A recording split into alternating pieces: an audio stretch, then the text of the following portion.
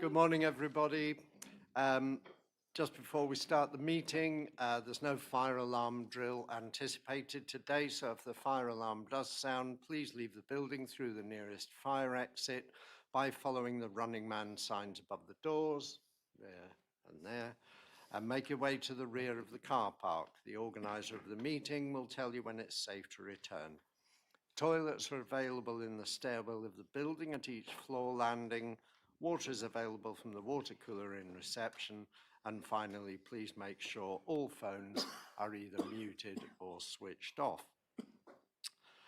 Just before I start the meeting, I just want to make everybody aware that on Wednesday last week, was it? We had a full council meeting at which some changes to the constitution were approved. One of those changes was that the chair and vice chair of planning could not represent the same ward. The wording before had been rather vague and just said from the same ward. That has now been changed, so it is crystal clear that both Councillor Wragg and I cannot sit as chair and vice chair of planning. So as soon as I was aware that change was going to be made at full council, I got in touch with the monitoring officer, took her advice, which was that we remain as we are for this meeting, and the relevant changes will be made at annual council, because there's also implications for the numbers of people on committees. So in order for nominations to be made for those posts, it was advised that we stay here for this meeting only. Okay, so the relevant changes will come up at full council. So for the moment, good morning. I am your chair, Councillor Ollie Davey, and welcome to this planning meeting on Tuesday, 21st of April, 2026. And sitting to my right for the time being is the Vice Chair, Councillor Eileen Wragg. The supporting officers present today are Wendy Ormsby, Development Manager, Damien Hunter, Planning Solicitor, and Wendy Harris, Democratic Services Officer. I nearly promoted you there, Wendy. You wouldn't want it. Presenting officers for the applications today will be Senior Planning Officers Jill Himsworth, Callum Moyer, and Wendy Ormsby. The meeting is being streamed live to the Council's YouTube account, so can I remind all members and officers contributing to the meeting to use a microphone or your comments will not be heard. We'll now start the meeting by doing a roll call of committee members and declarations of interests. I'll just say I'll let you call my name first, Wendy, and then I'll do the declarations of interest. So, Chair, Councillor Davey. I am present, just about, and on item 8, 251856 FUL, I've been copied into quite a lot of email correspondence from the applicant, ward members, and so on. I wouldn't describe it as lobbying as such, but I've certainly been aware of some of the controversy surrounding this application. Also on item 11, which is from our very own Councillor Brown, 260261 listed building consent. I'm advised that obviously we all know Colin, so there's no need to declare that. The only way you would have an interest to declare is, and I think this came up in our recent training if you attended that, where you know the member quite well, you've been round to his house for tea. I've never been invited. You kind of know them on a more personal level than just the cordial relations we all have here, and occasionally on Budley High Street as well, Colin. It's called Okay. association. Association, Yeah, right. Guilt by association, is that Damien, or just association? Okay, well, okay. So with that in mind, we'll carry on the roll call and declarations of interest. Thank you. So I'll move to Vice Chair, Councillor Wragg. No other declarations, and I'm present. Councillor Barlow. Present and no further declarations that I'm aware of. Thank you. Thank you. Councillor Bloxham? Present and no declarations, thank you. Thank you. Councillor Colin Brown? Just agenda item number 11, 26/0261, LBC. I'm the applicant. So what's a declaration? Disclosable pecuniary interest. Yes.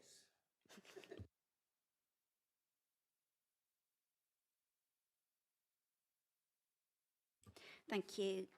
Councillor Chapman, have we got? No. Councillor Bethany Collins?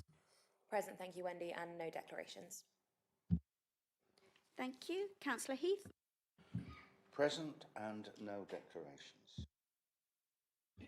Thank you. Councillor Hughes? Yeah, present and agenda item 11, I would declare an interest in that one. Thank you. Item 11? Yeah. Colin Brown's, because I've been round, I've had a cup of tea round there, so I better declare an interest. Right, so are you saying you're good friends with him? Well, I suppose so, yeah. He's got to have some friends, hasn't he? That's fair enough. So, then on that basis then, I think it'd be fairest for you to disclose, for you to declare an effects and prejudicial NRI. That'll do, you said it, right, okay. So you can speak as a member of the public in respected application, but during the vote and the discussion, you've got to leave the room. Yeah. So it might just be easier for you to leave at the same time before the application even starts. Okay. With the DPI, Councillor Brown has to leave from the outset before the application. So you can keep each other company for a little while. Lovely. Thanks. Thank you. So, Councillor Hunt? I'm here and I have no declarations. Thank you. Councillor Levine? President, I'm a fellow ward member of Councillor Brown. I've been to his house for a glass of wine. I did better than you. And I will identify, in any identity parade, I will pick him out.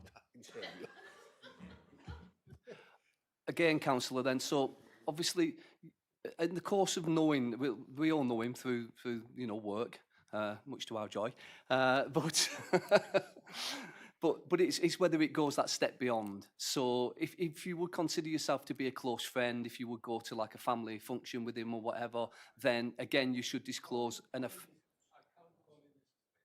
Right. Well, again, I would suggest that you declare the same, an effects and prejudicial NRI, and that you all leave the room together. Thank you. See how many friends he's got. Councillor Smith? Present and no declarations. Thank you. So we've got non-committee members. Do we have any declarations to declare? No. I know Councillor Fitzgerald had some lobbying for item... so 251856. Back to you, Chair. Okay. So registered speakers can be found on page 4 of the agenda pack, and we'll come to those in due course. The minutes of the previous meeting, pages 5 to 9 in the agenda pack. Is it members' wish that, as the chair, I sign the minutes of the meeting held on 24th of March 2026 as a true and accurate record? You want to hand this up? Okay, all those in favour? And anyone against those minutes or wishing to abstain? Thank you, Councillor Hunt. Okay, so agenda item 3 is apologies. Yes, so we've got Councillor Brian Bailey, Councillor Gazzard had sent their apologies for today, and Councillor Mike Howe has sent his apologies for this morning, and hopefully he'll get here for the afternoon one. All right. Okay, declarations of interest have been done. Agenda item 5, matters of urgency, there are none. Agenda item 6, any items to be dealt with after the public have been excluded, there are none of those. Agenda item 7, planning appeal statistics. Update from Mrs. Ormsby, Development Manager. Good morning. So in terms of appeals, there's only one, I think, which is worth mentioning, and that is actually in the appeals lodged rather than appeals determined, because the decision has been issued, I think, prior to the agenda being published, and that's 250128 FUL, Greendale Business Park, land south of Sidmouth Road, which was a planning appeal held by inquiry for a proposal for 30 EV charging points and 2 HGV filling station points and a battery farm at Greendale Business Park. And that appeal has been dismissed. The inspector didn't support all of the council's reasons for refusal, but the appeal was dismissed on the grounds that the facility wouldn't have the necessary services or access to services to make it a sort of a viable and sustainable development, and also because the application failed to demonstrate how effectively, basically how fire water would be dealt with on site. There was very little detail on that as part of the planning application, and so the inspector felt that there was risk to human health as a consequence of that. So for those two main reasons, that appeal was dismissed. And I think the rest of them are all relatively clear, but if you have any questions, please let me know. Thank you. Okay, any questions? No? Okay, in that case, we can move on to agenda item 8. So this is application 251856, 10 Marine Parade, Budley Salterton, pages 29 to 51 in your agenda pack. So we'll start with the report from officers, and Callum Moyer, Planning Officer, is going to present that report. Over to you, Callum. Thank you, Chair. Good morning, everyone. So this is a planning application for the redevelopment of the site at 10 Marine Parade at Budley Salterton.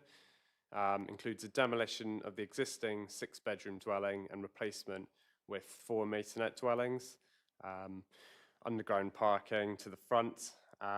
It's a revised scheme to application 241832, which was refused previously on 3 grounds: the design and impact on the conservation area, overlooking and overbearing impact, and highway safety concerns.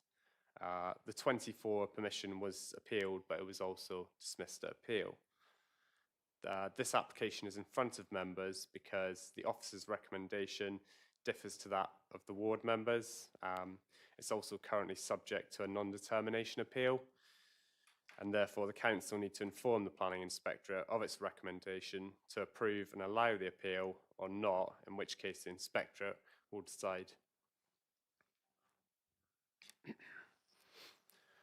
So the site is just north of Budley Beach, on the seafront and within the built-up area boundary. It's also within the East Devon AONB and within the conservation area.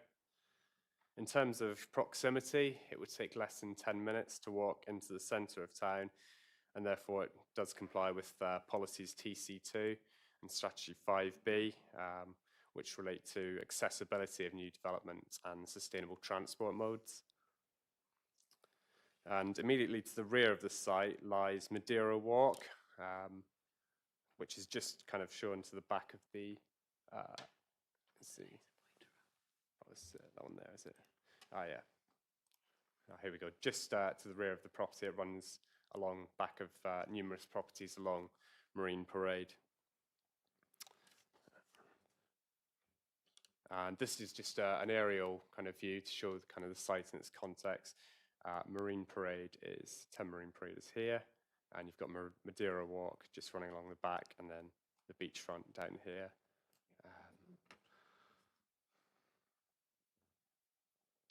So this is the existing ground floor plan of the dwelling at present. What you've got to the front is kind of an enclosed porch area, which we'll see in photographs later. and then to the rear you kind of have a staggered sort of rear elevation, which serves as a kitchen, dining and kind of study area. On the first floor, you've got the 6 bedrooms and 3 bathrooms, and the building has these character kind of bay windows, which have been replicated in the proposed scheme.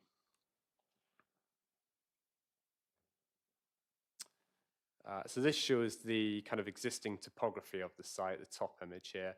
And what you can see is kind of to the rear of the dwelling, the land kind of slopes quite steeply upward towards Madeira Walk, the footpath that was shown earlier.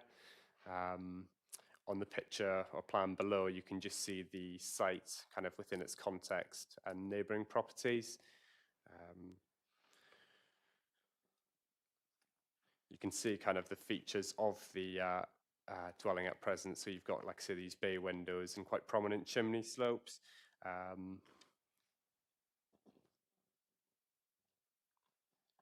So this is just a closer look at the existing front and rear elevation.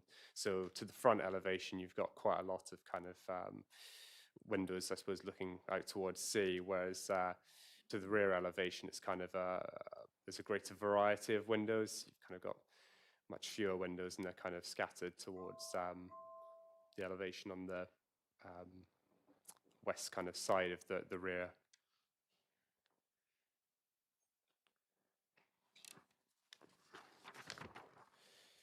And then this is the west elevation of the building. This is a bit that protrudes further into the garden of number 10. And then the east elevation will just shown on the next slide. You can see kind of its kind of inset, I suppose, at this point, and then sticks out again further, like I say, on the west side. So now on to what's being proposed. So to the front of the dwelling, there's the addition of this kind of concrete block just here, to kind of to enable a two-way flow of traffic in and out of the site. On this plan, you can see that the rear garden is terraced, but this has already been approved under a previous permission. And you can also just see that compared to the existing kind of footprint, there is some infill on this side, which brings it closer to number 11 just here.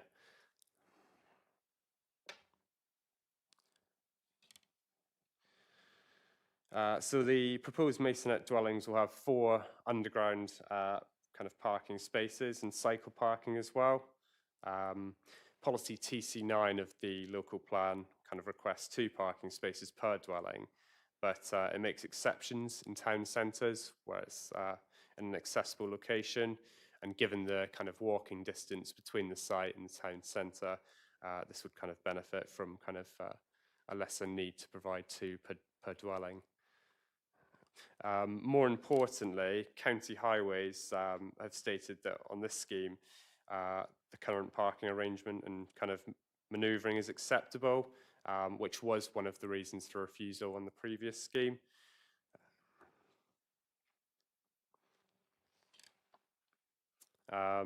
So the bedrooms here are kind of split on 2 floors. As you can just see here, they're accessed from the upper ground floor, that's shown here,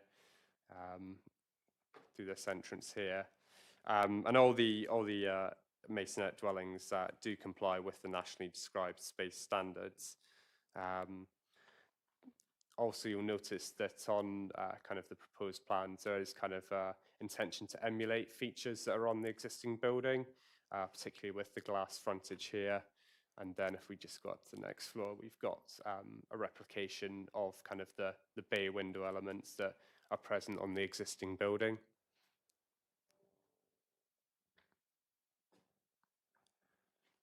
And this just shows kind of the upper floor. So it's going to be split over kind of 4 floors. You've got lower ground, upper ground, first and second. So we're at the second floor now.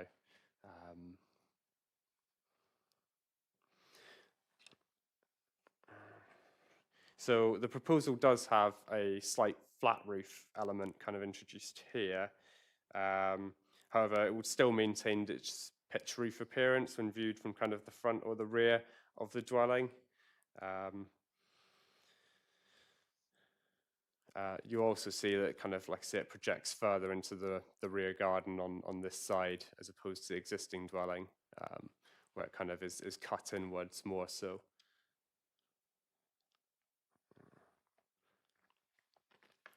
So this is kind of a plan to show the section kind of and how it will look as proposed. We've got kind of the concrete block to the front and then the terracing shown here. Obviously on the plan below, we've got it in its context as well. Whilst it's kind of more modern in appearance, a lot of the design features that, like I say, are present on Marine Parade are kind of been replicated to some degree on the proposed masonette. So, like I say, the window features have been kind of replicated and alongside kind of the enclosed kind of porch area to the what will be the upper ground floor. And this kind of shows it further, closer view of that kind of section there.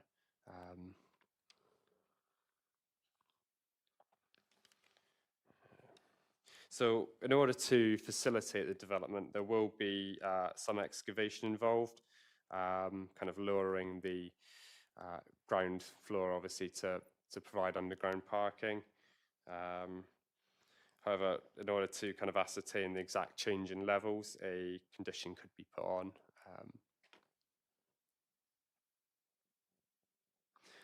And this is a closer view again of the proposed front and rear elevation. So the conservation team have assessed the proposal and said that it will continue to preserve the character of the conservation area in accordance with policy EN10. Next one.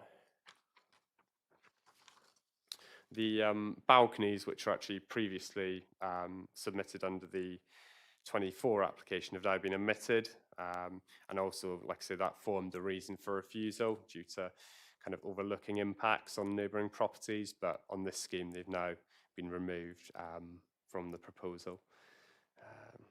In terms of materially, so the building will be constructed from render and reconstituted stone, and will have kind of a slate roof which mimics the existing materials on the building at present. To ensure it's kind of sympathetic to the character of the conservation area, materials condition could be added. And this just kind of shows the side elevation on the west side. So you've got 3 windows to kind of prevent any kind of overlooking impact on privacy or amenity. Obscure glazing could be put on kind of upper floor windows. So you see this one here and one's further down as well.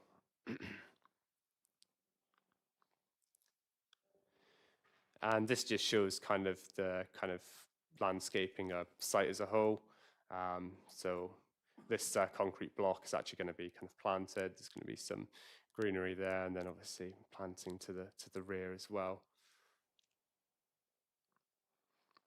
These are photographs of the site. This is taken from the front on Marine Parade, just to the, what will be west of the site, just to the kind of west, looking up at the site. And then we've got one kind of from the other side. So this is at number 11, Marine Parade here. And then obviously you can see the existing kind of features that are present on the dwelling at present. And this is taken from the rear. So this is from Madeira Walk at the rear. And this is looking down on the kind of rear of 10 Marine Parade. You can see number 11 just next door here. And finally, it's another one just taken to the front. This just shows kind of how there is kind of quite a large kind of area to the front of the dwelling for kind of parking and turning.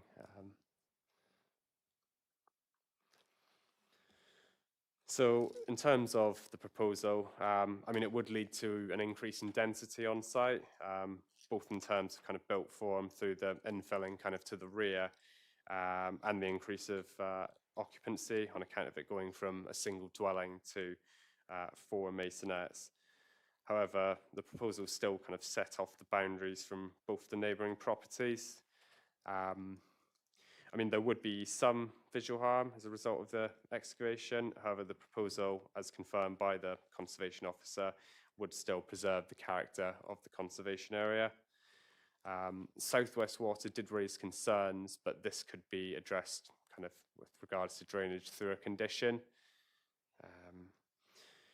But in terms of kind of I suppose the positive, you know, like I've mentioned, there's, as assessed by the conservation officer, there wouldn't be any harm to the conservation area. Its location is kind of in a sustainably located. It would only take, like I say, less than 10 minutes to walk into the centre of Budleigh. So there's no reliance on a car in order to access everyday needs and services. Obviously, at present, the council obviously can't demonstrate a 5-year housing land supply, so the tilted balance also applies. Obviously, that's subject to, like I say, there not being any significant adverse impact on the conservation area or AONB. And then obviously following revisions from the previous scheme, the highways issue has also been resolved when compared to the 24 application, which was refused and dismissed. So in terms of kind of conditions to the property, I mean, we would request a plan showing excavation and redistribution of soil to an identified datum, just to kind of ascertain kind of how much excavation is going on. A materials condition, and that's obviously in the interest of preserving the character and appearance of the conservation area. Environmental health have raised comments, but they've only suggested that a construction environmental management plan is submitted. Ecological enhancement and mitigation measures would also be secured. And then, as I've mentioned on the previous kind of slide, the surface water drainage concern and attaching that and securing that via condition. There would also be a need for obscure glazing, given kind of the proximity to neighbouring properties and kind of the upper floor windows with the potential to kind of overlook. And then securing cycle parking and bin storage, which is shown on that lower ground floor plan.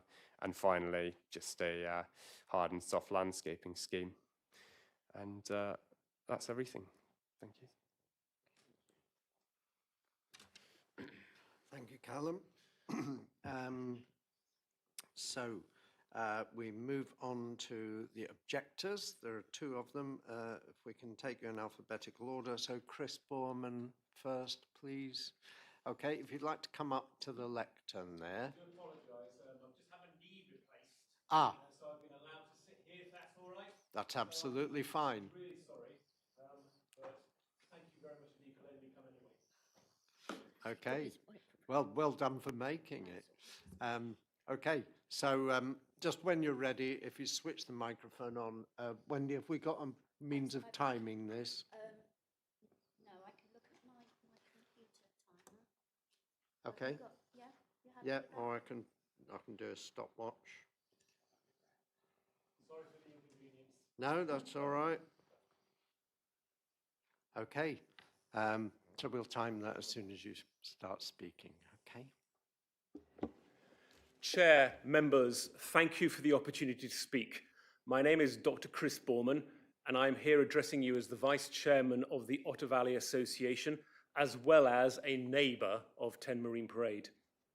I'm here to ask you again to refuse this application because we believe it fails to address issues of heritage, conservation area impact, neighbour amenity, land stability, sustainability, and highway safety in our elderly community. And with great humility and respect, I am concerned that the committee report underestimates these issues. Let me clarify. Firstly, this is materially a repeat of 24/1832 FUL, dismissed previously by the inspector. The committee report treats it as a fresh proposal, but the original inspector's concerns appear to remain largely unaddressed. Secondly, This is all about demolishing one of our last intact Victorian heritage villas within a conservation area, apparently merely for profit. Your own conservation officer described it as making a positive and valuable contribution to the conservation area. The building is structurally sound, even though it is being left to look derelict, and we believe could be retrofitted or sensitively converted, as other properties in the area have been. Demolition is unjustified and unsustainable. The committee report accepts heritage harm, but suggests it is outweighed by public benefit. Yet the only benefit is for market rate apartments which do not meet local affordable housing priorities. Sadly, the committee report does not carefully consider a retrofit option. We also have significant concern over excavation and land stability risks. Marine Parade experienced a significant sinkhole in the road just last year. The new proposal now involves significant excavation for parking plus further digging under the rear garden. I'm not aware of a land stability assessment, nor a geotechnical report, and no evidence the ground can support the works. This community has made its opposition to this application very clear. In fact, it is overwhelming, including the town council, ward councillor, and many local residents. Surely this is a clear indicator of the harm that is being proposed into the local community. So in conclusion, we believe that this proposal repeats a previously refused scheme, causes significant heritage and amenity harm, introduces unassessed land stability risks and conflicts with the neighbourhood plan, local plan and the national planning policy framework. So please, I ask you to please do the right thing for the community, and yet again, please to refuse it. Thank you. Thank you very much, Mr. Borman, and you've come in perfectly on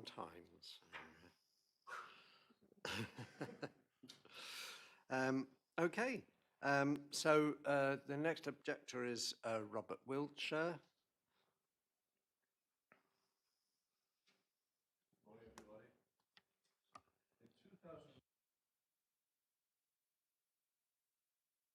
You need to switch the microphone on. It's just the silver button. How's that? Sorry.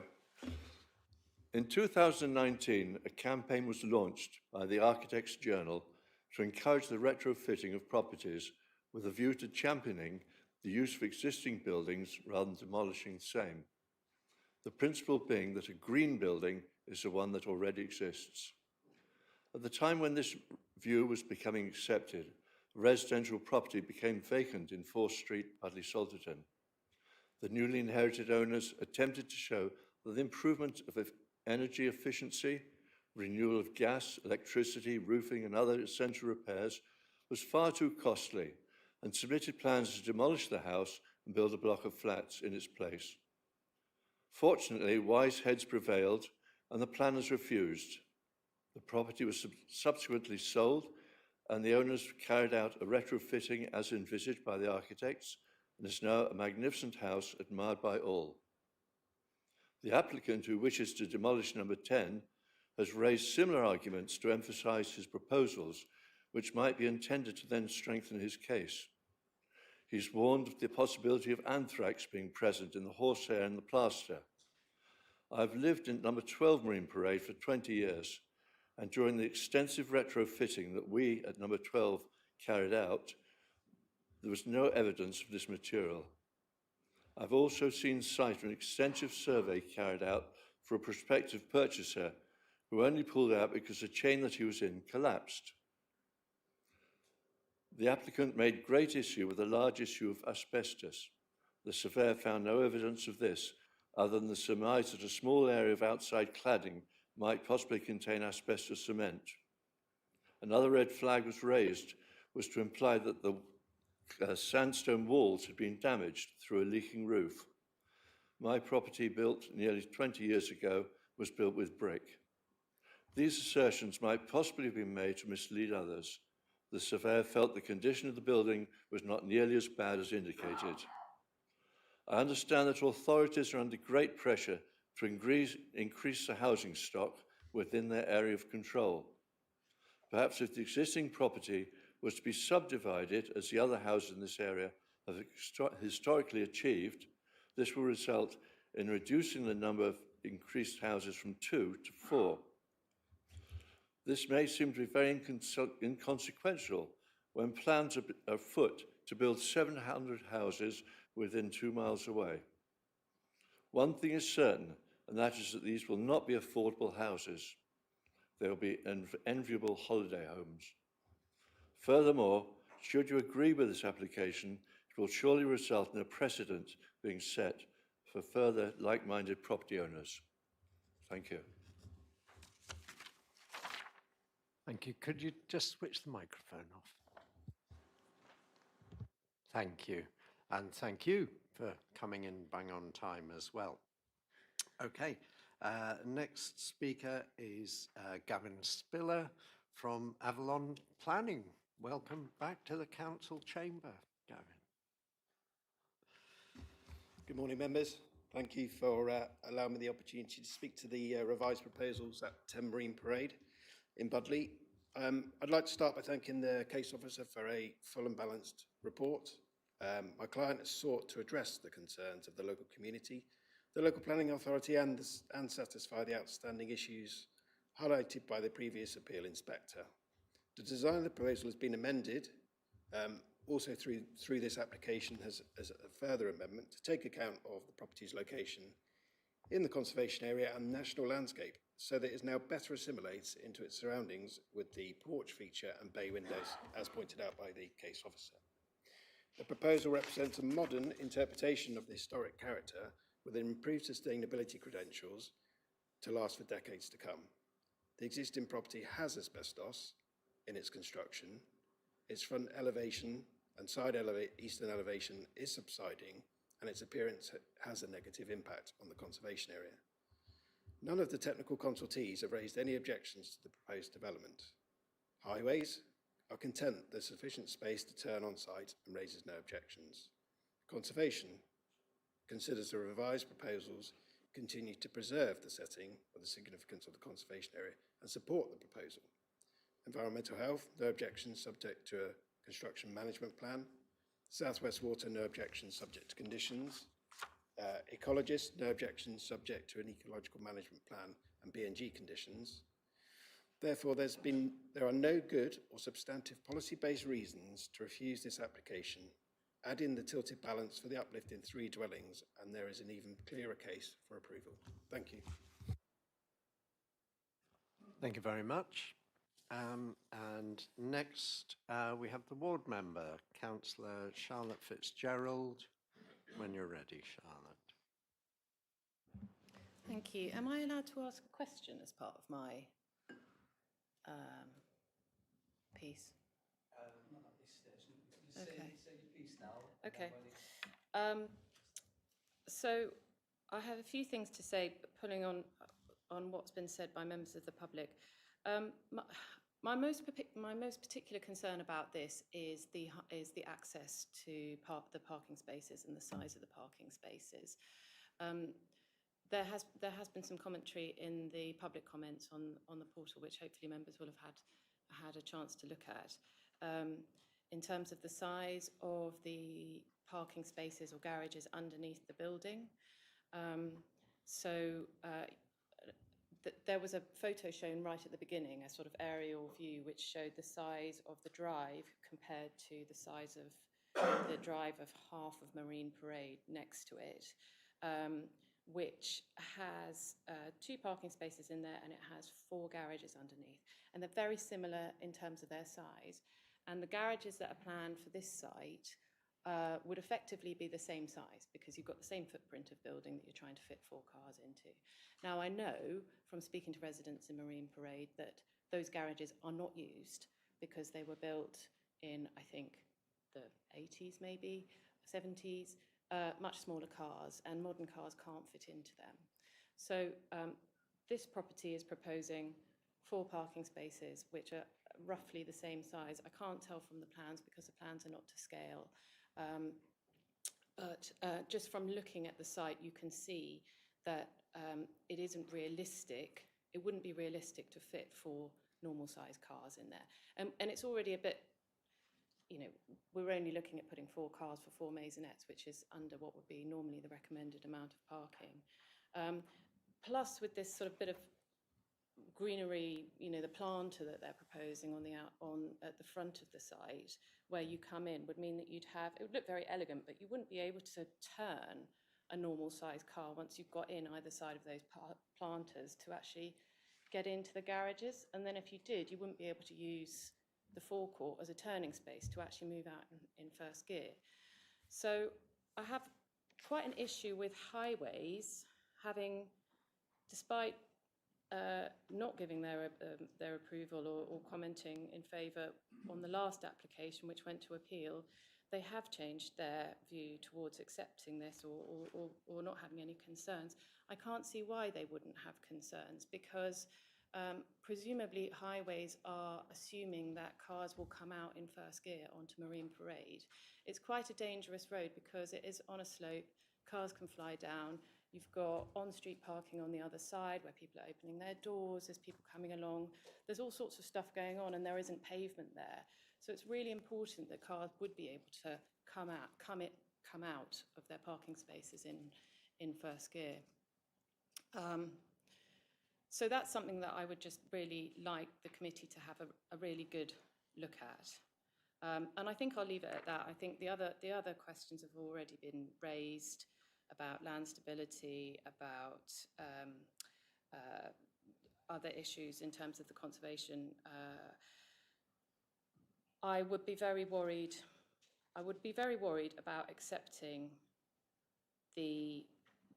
at face value the parking arrangements that are being made, and if the committee isn't able to take a satisfactory kind of view or make a view on this morning, then perhaps a visit would be in mind to get a better understanding of it for yourselves. Thank you.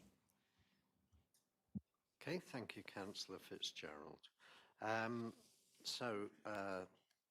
We now move on to questions. I see 2 hands up already, so I'll let you ask the questions. Councillor Levine. Thank you, Chair. I've got a problem with this proposal because it's got a history of refusals, and I presume that it is now before the inspector because we refused it. So if we're now coming and saying... Sorry, just a correction there. No, this particular application has not been refused. And just to be clear, previous applications have been refused. It is now felt by officers that the objections that were raised last time have been overcome by this particular application. The reason it's gone to an inspector is because, in the view of the applicant, it's taken us too long to decide on it, so we have an application for non-determination that has gone in, and therefore we have to let the inspector know what our view would have been. So we're not actually accepting or refusing it today. What we have to do is tell the inspector whether we would be minded to approve or refuse it. Thank you, Chair. That was clarification. Beautiful. I understand what is going on now, so isn't it? Because the next question that I had was, if we're going through this, what are the chances that we're going to have to be facing with costs of the inspectorate? Always a tricky question, and one that we can't expect officers to answer, because you never know which way an inspector will go. But they would have to prove the council had behaved unreasonably, and I think we could probably put up a reasonable defence that the reason it's taken so long is that there have been a lot of reports required, and a lot of consultees, and a lot of correspondence. Councillor Barlow. Thank you, Chair. So we were talking about the heights, and I think you said there was a possibility we could put a condition in on the heights. I hear Councillor Fitzgerald's concern about the width of the garages. I'm more concerned about how deep do you think we would have to go to fit this in so that again, if you look at so we don't change the area, the conservation area, because obviously you don't want that house to be taller than the one on the east side, because obviously it's going to be out of thing, and we're getting very close to that now. But when you look at the plans, the lovely drawings, it doesn't really show, and I've got a feeling it would have to go in there incredibly steeply to get a car underneath there. And can you also confirm, question, what the widths are? Because obviously, if the four next door, that's actually a wider building than the one that we've got that we're looking at now on number 10. So, you know, if they can't fit 4 cars in there, we then have to go back to the reason that the highways officer didn't like the last one of the cars right in the front reversing or turning straight out onto a highway. In terms of measurements for the actual bays, I haven't got the exact measurement in front of me. And then with regards to the height of it, I mean, obviously its height would match that of the buildings around it, albeit yes, there would be kind of excavation to kind of level it out.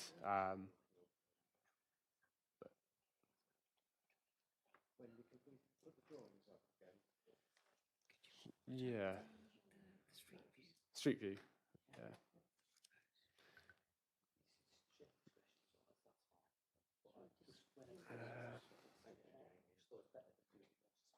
There we go.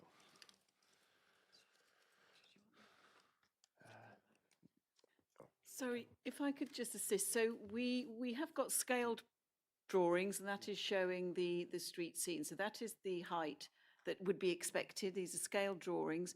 The only reasons we've suggested a levels condition is just for that sort of added sort of bit of certainty before development commences, just to make sure we're confident and it's agreed at what level it's going to be set. But the expectation is that the development's delivered in accordance with the approved plans, and it will be the height that is illustrated in those plans. The levels condition is just more of a sort of an extra level of caution to make sure that everything is properly set out on site before any development commences at the correct levels. So I'm just learning, obviously. So what would that condition be? What would you condition you would put in there? Is it the height it starts from, the height it finishes from, or what? So it would be that, I mean, because the building will be the height that it is shown, the dimension that is shown on the approved plans, but where you have got land that is being levelled, you want to make sure that it actually is built at the level that everybody is expecting. So we would put a condition on saying that prior to the commencement of development, details of the finished floor levels and the external levels, so the levels around, so that would be the front and at the back where you've got excavations, are to be submitted and agreed by the local planning authority.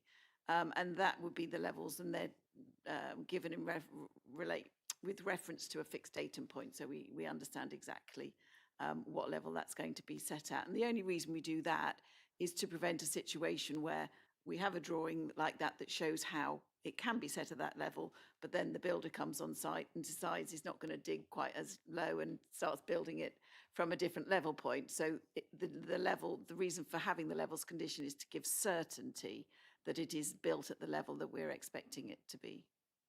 And through you, Chair, it is, again, on the width of the garages, is there a requirement for a minimum size of garage, or is it just someone can draw a little 4 cars in there and we happen to have Citroen Amis in there or something like that rather than bigger cars?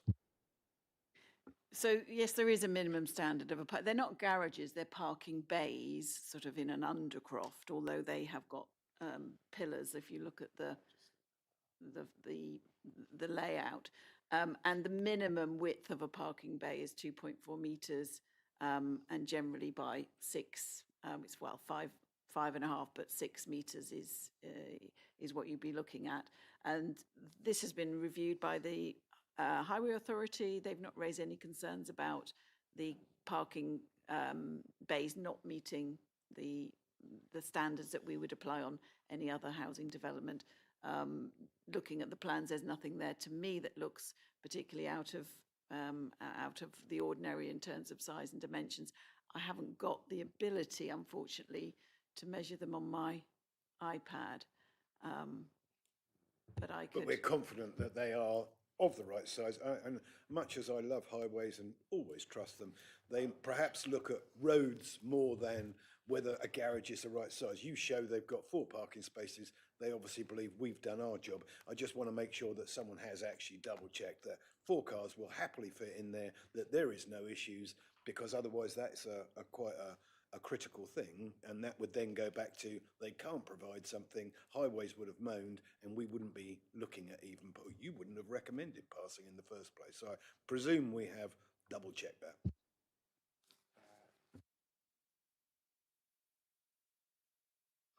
Can I just ask who would actually check the detail on something like that? Because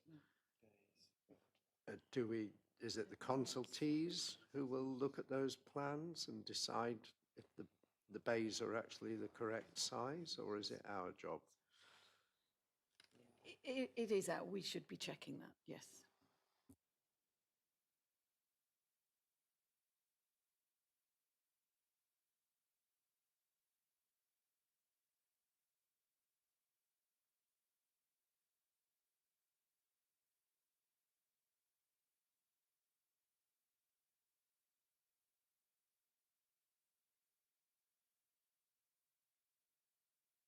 I don't think it's accurate enough.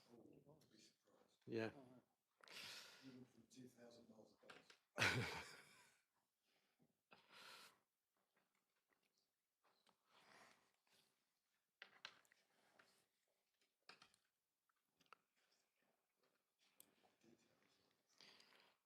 mean, I take your point about highways, Ian, but you know, when they comment on an application, we do pretty much have to take at face value what they say. Although I've certainly been in committees where we have disagreed with their assessment of the danger of a junction and so on.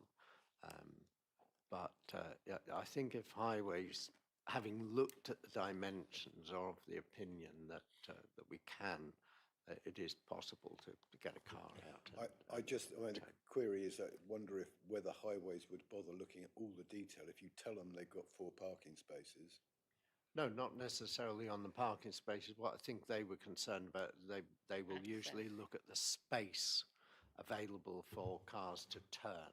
It was turned down last time because they couldn't. Yes. And obviously if we couldn't get 4 cars in underneath, then they wouldn't be able to. You'd be back to the same with them sat on the front, having to go out. Be the same objection. Mrs. Ormsby's checking up on all this anyway. In the meantime, yes. Councillor Hunt, did you have a question? No, it's probably more for debate, actually, thinking about it. Yeah, thanks. Sorry. Okay.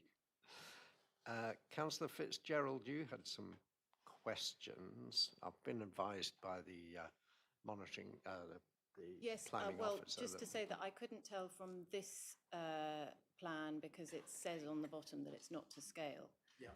And then also that I think it was mentioned that the building that I was referring to next door, Marine Parade, is bigger. I was just referring to the right-hand side of it, which I think the forecourt there is very similar size to number 10, just looking at it from the road. Okay, thank you. Okay, Councillor Wragg has a question as well. How are we doing, Wendy? Are we getting anywhere with this? Yes, I have the width so far. So the 4 bays, so accounting for the piers, so the actual usable space is in the 4. So we've got, it's measuring at 3.96 in 1, 2.417, 2.435, 2.415. So 3 of them exceed the 2.4 minimum, and the other one, 2.39, there or thereabouts, allowing obviously for the fact that you're measuring. And I've just asked for the lengths, which will be coming through shortly, but looking at the layout, I do think that's less of an issue because there's plenty of give for that. Thank you. Okay, and if they can't open their doors when they get in, that's Councillor Ragg, you had a question. Yeah, I do. In view of the concern expressed by one of the objectors, Mr. Wiltshire, I think it was, about holiday accommodation, if the committee is minded to support this application, which has gone to appeal anyway, could we condition it that it should be for residential use only and not for holiday accommodation? Because one of the reasons for supporting this application is the usual one that we get about tilted balance. So could we condition that, please? Unfortunately, no, it wouldn't be reasonable to do that in the same way that we don't condition any other housing within East Devon that is proposed in policy compliant locations such as town centres such as Budley. We would normally only do that if it was proposed as holiday accommodation in perhaps an area where it would be unsustainable to have permanent dwellings. But the house, there's obviously existing houses or plenty of houses within the area, all of which can be used as single dwellings or as holiday accommodation.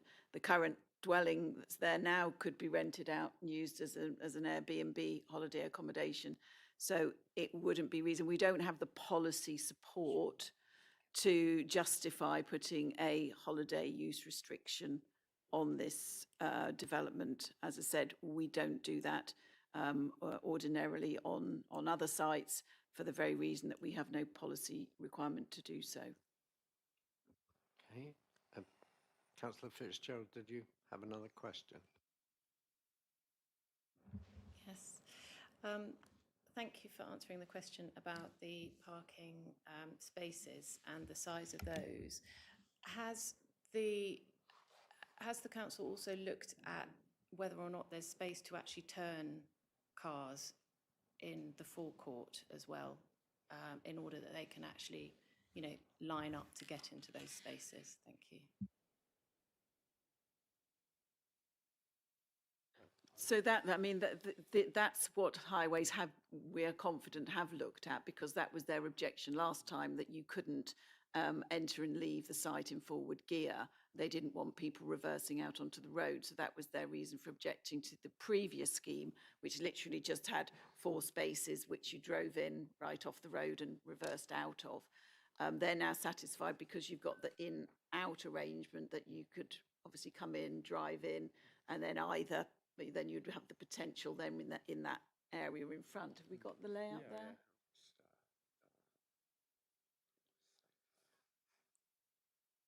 This one here. So you've got sufficient space in front there to be able to drive out and to go in either way, to then be able to do that manoeuvre to then exit in forward gear from the site.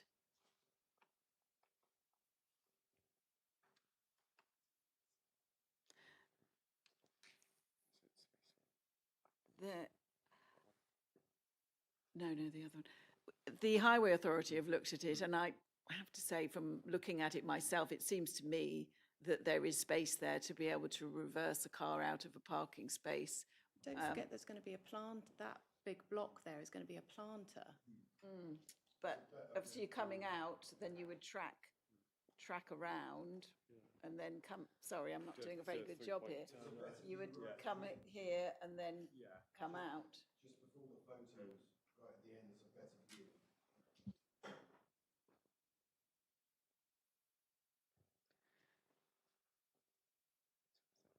And this is the issue that the Highway Authority have specifically looked at. There it is. But no,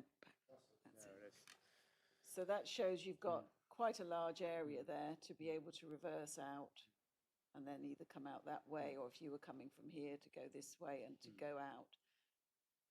So I think there is, to my mind, quite adequate space for manoeuvring on site. Okay. I've got a couple of questions. I know they're not probably required to do this, but have the applicants demonstrated that the building is unsound and incapable of conversion? We haven't received a kind of a structural survey to say it's unsound, or that it would be, I suppose, entirely incapable. No.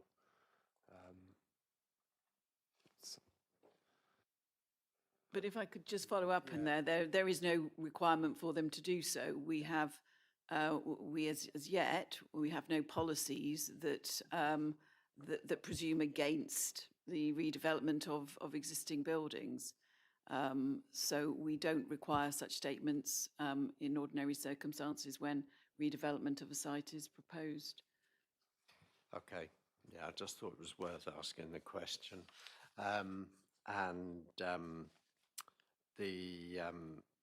Yes, it's in the new local plan, so I look forward to that being a requirement. There was one of the objectors mentioned a land stability assessment.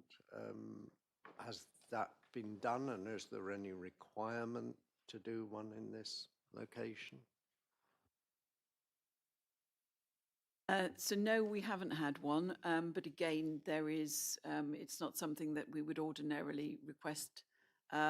Building regulations would be looking into all of the necessary land stability issues at that stage. There's nothing to indicate that this site has any particular issues compared to any other site where we would not normally get that level of structural engineering detail. Okay, thank you for that as well. Okay, Councillor Hunt, is this still a question? It's more of a comment on what Mrs. Ormsby just said, because didn't I understand from the ward councillor that there was a history in the road of sinkholes? So doesn't that make it different from other applications in that respect?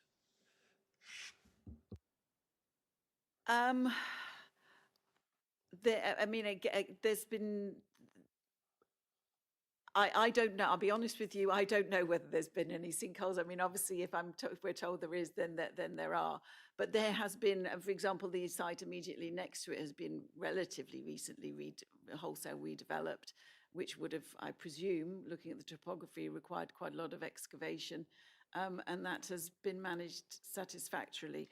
Again, this, construction and construction safety and meeting all the necessary standards is something that would normally be dealt with by building regulations at that stage.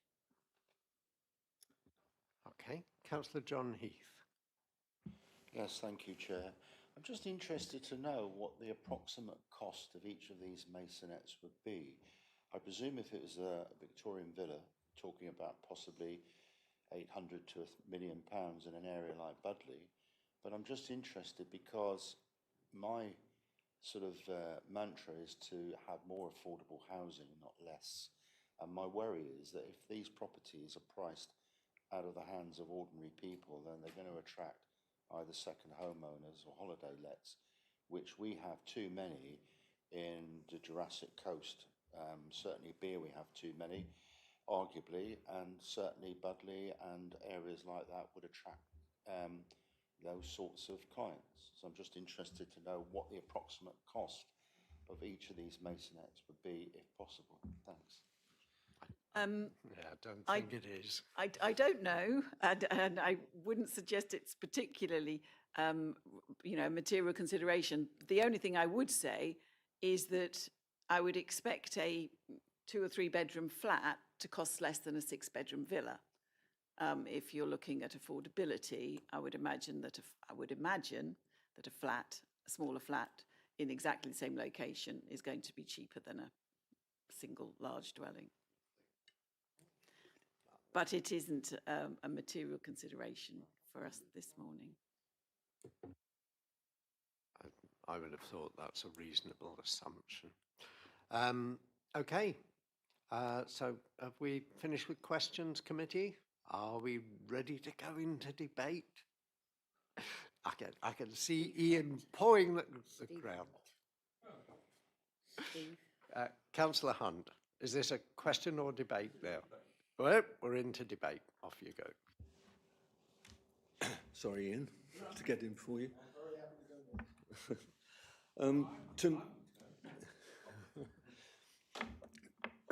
This is slightly subjective comment, but it does look to me that this application is a loss of a beautiful old Victorian villa building.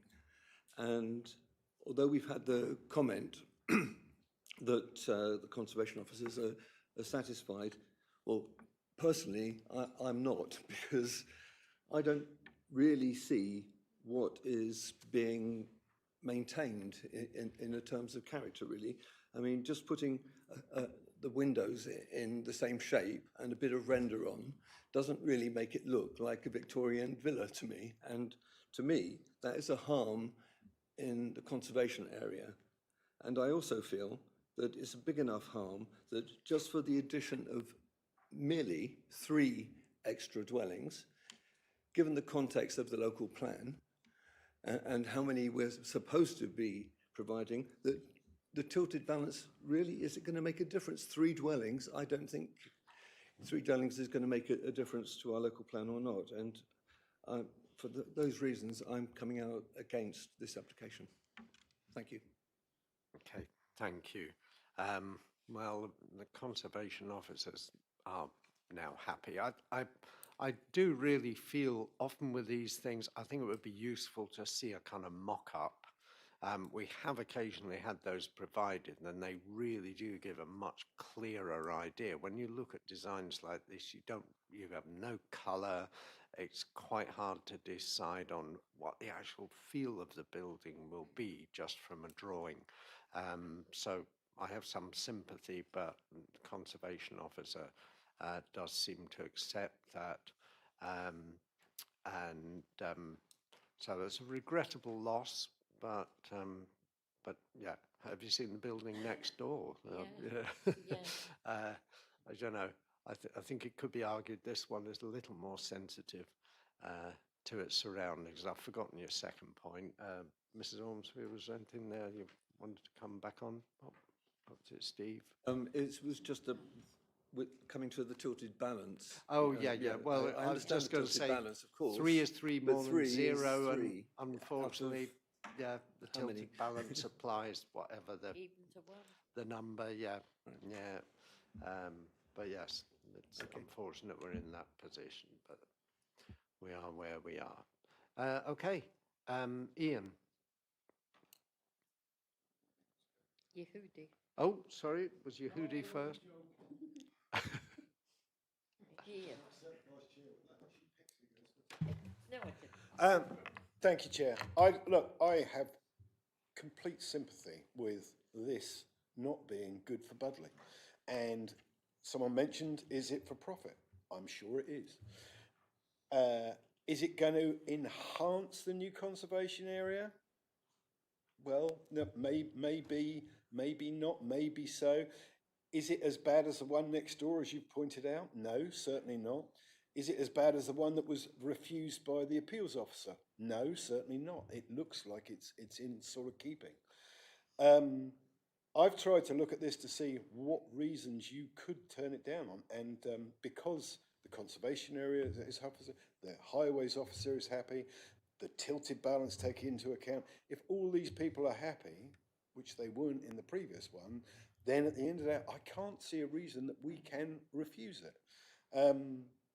And much as I don't agree with, profit, I'm more worried about Budley is if you split all the houses and you make lots of little flats, it'll become like Torquay, where you basically dumb it down and you end up with something that actually isn't as valuable in the first place.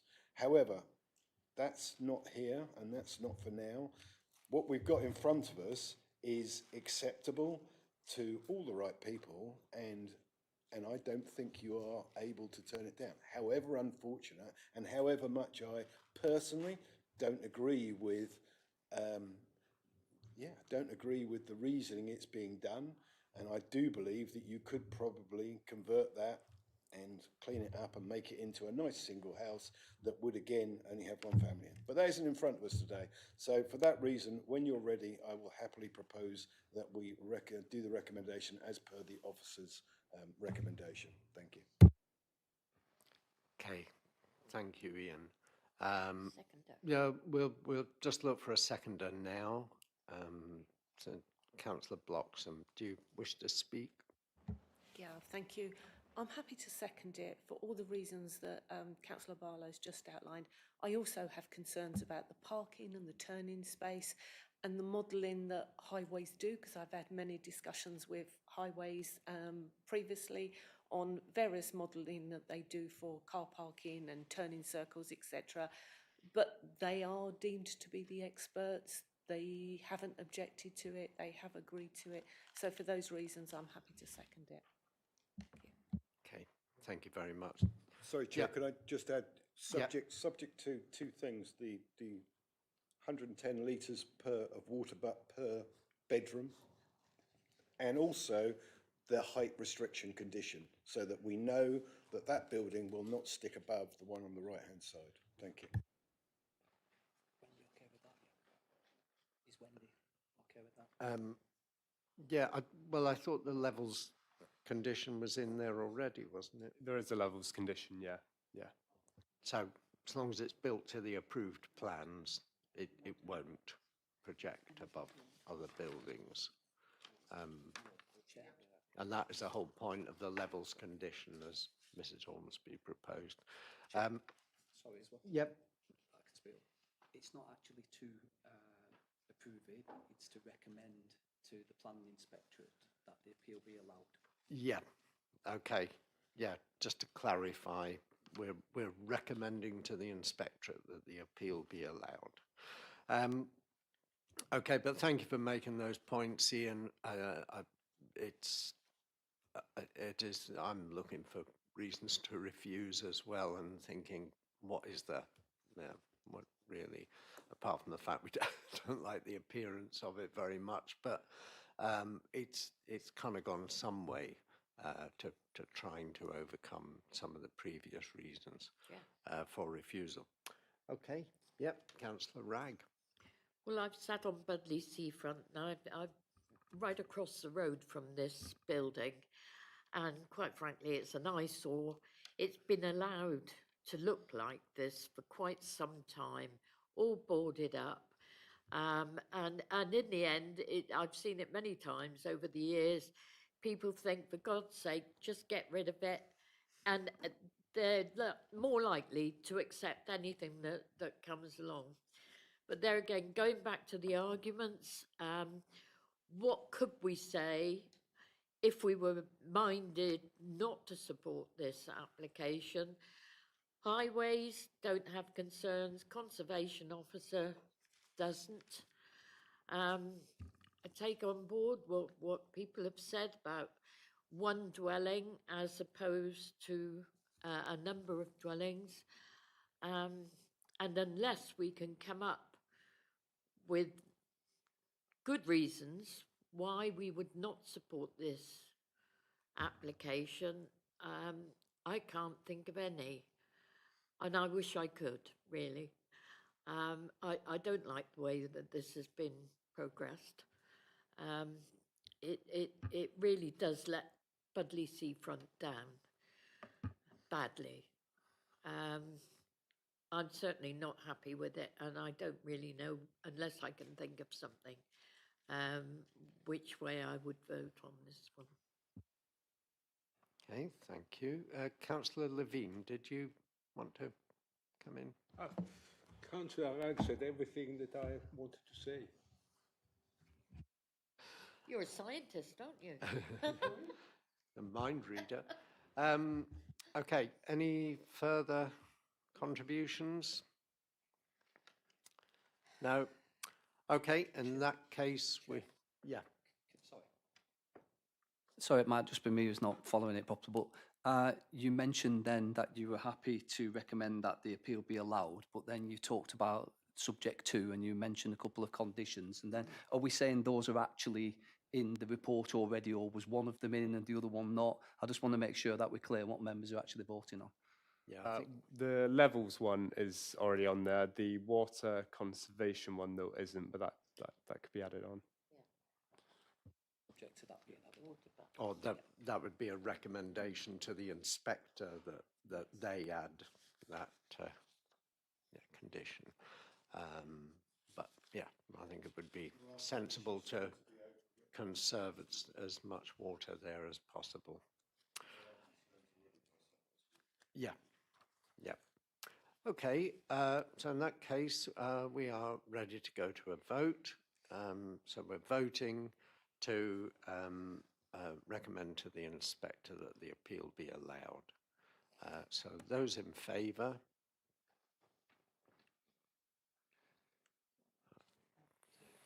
Five, I think we've got. Those against?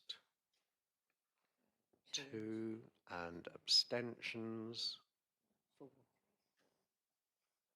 Four. Does that add up? Yeah. Carried. Okay, so we will recommend to the inspector that the appeal be allowed. Okay, shall we, do you want to carry on or shall we have a break now? Break. Pretty conclusive response from committee there, thank you. Okay, 10 minutes, committee, we'll come back at 11:30, assuming that clock's right. Yes, it is. 11:30, please.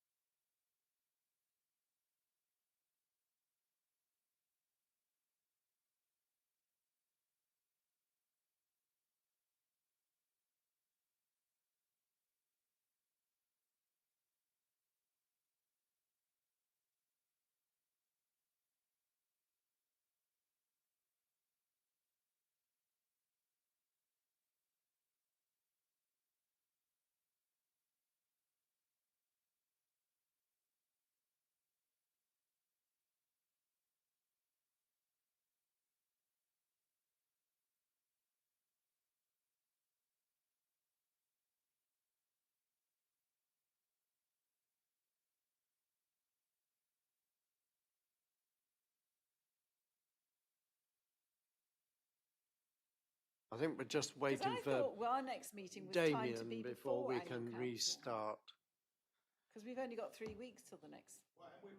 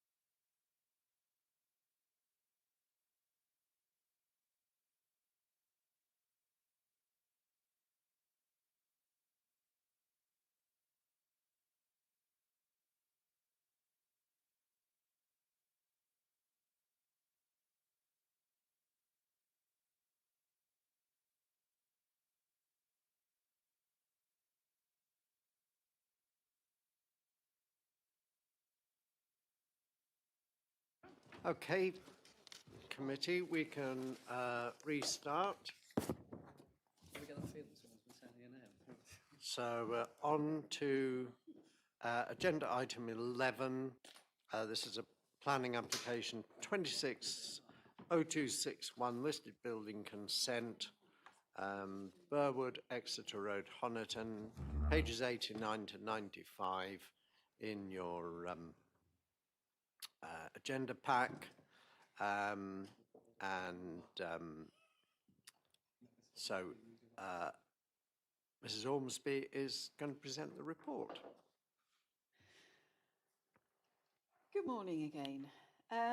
So this is a retrospective application for listed building consent at Burwood, Exeter Road, Honiton, and effectively it's for repair works, remedial works that were taken out to the roof, which included the removal of all, well, effectively the re-roofing of the building, salvaging the existing slates at the time. They were sort of flipped, reused, and where necessary, I think up to about 200 reclaimed slates were used where there were not enough adequate quality of the existing slates. So it was done on a basis of repair to prevent water ingress to the listed building. This is it, Burwood here. It's a grade 2 listed building, as are both of the neighbouring properties. It's also located in the Honiton Conservation Area. And here is a photograph of the of Burwood. It is this property here, and this is post the works taking place. So this has been reviewed by the council's conservation officer. They're satisfied that the materials and methodology using for the re-roofing are all adequate and appropriate for this grade 2 listed building. The repair works have secured the long-term viability of the listed building, and it is therefore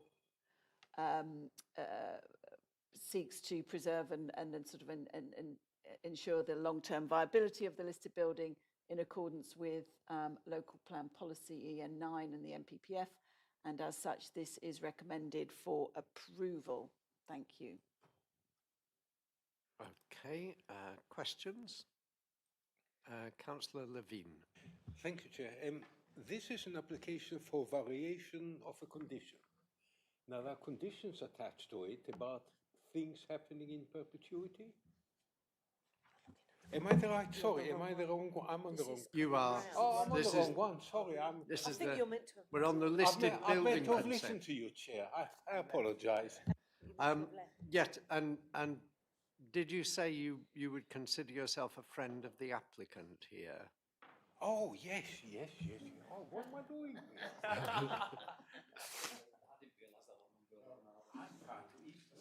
Roy Collins has got his hand up. What's he got his hand up? He's ward member. Councillor Collins. Are you about to speak?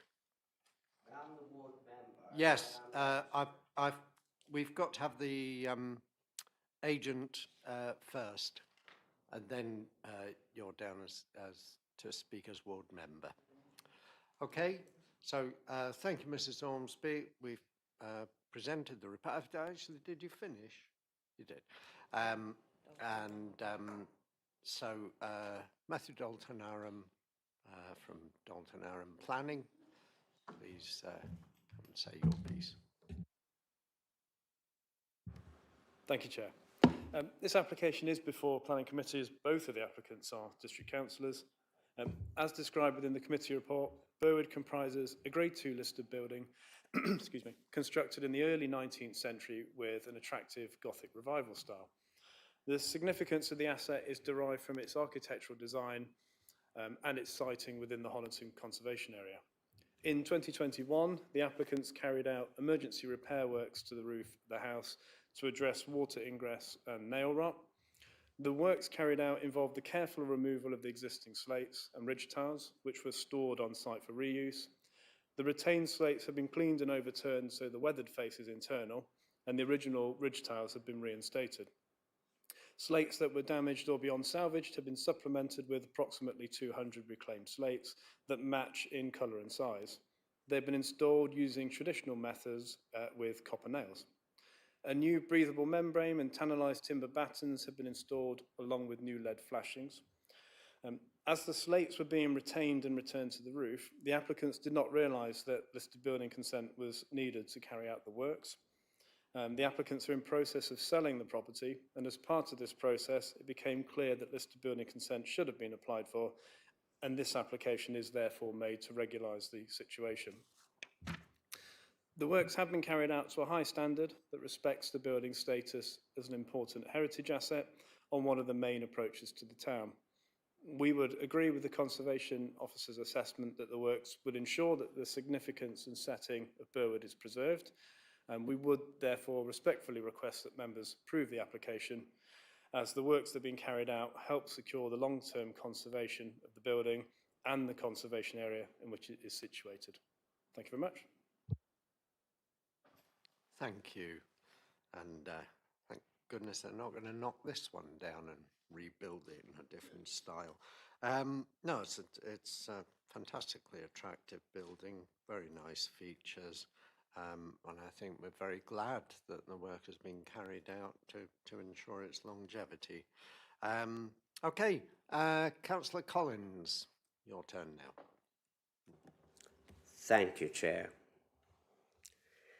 I'm rather concerned about this one because the length of time that is taken to come to committee when the applicants have bought another property in Axminster and wish to move there. The property had been on the market for a while and they found a buyer. They could well have lost that buyer. I don't understand why it couldn't have come to the last planning meeting. We had plenty of time then. Councillor Collins, I don't think any of this is particularly relevant. It's before us today. Do you have any comments to make on this application? Yes. Fine. I mean, I had water come in my roof in the ridge and I had a crack. It took me 6 months to find someone to repair it. And in that time, the water damaged my ceiling. It's a good job they went on and got it done, I feel. And nobody seems to have objected in this 4-year period at all. But another point I'd like to raise, I was hoping that if you could put a map of the road, the back of the houses, the 3 adjoining houses there as well, you'll see there's an awful lot of land there, and I feel that land could be developed and bungalows built there. We've already had this happen at Ernsborough Gardens, at Ernsborough Councillor House. Collins, They had Ernsborough Gardens built in this loads of happens. houses. Excuse me. And if that land there, you've heard me go on at strategic planning about Haven't I saving just? agricultural land. You've got land here in the centre of the town, good 3 acres there. Well, that's not the application in front of us. And I, well, I think we're all very aware of the dangers of water coming through a roof. So we're very glad the work has been done. It's been explained why it has come to committee, why the retrospective application was needed. So all we really need to do is just get on with it.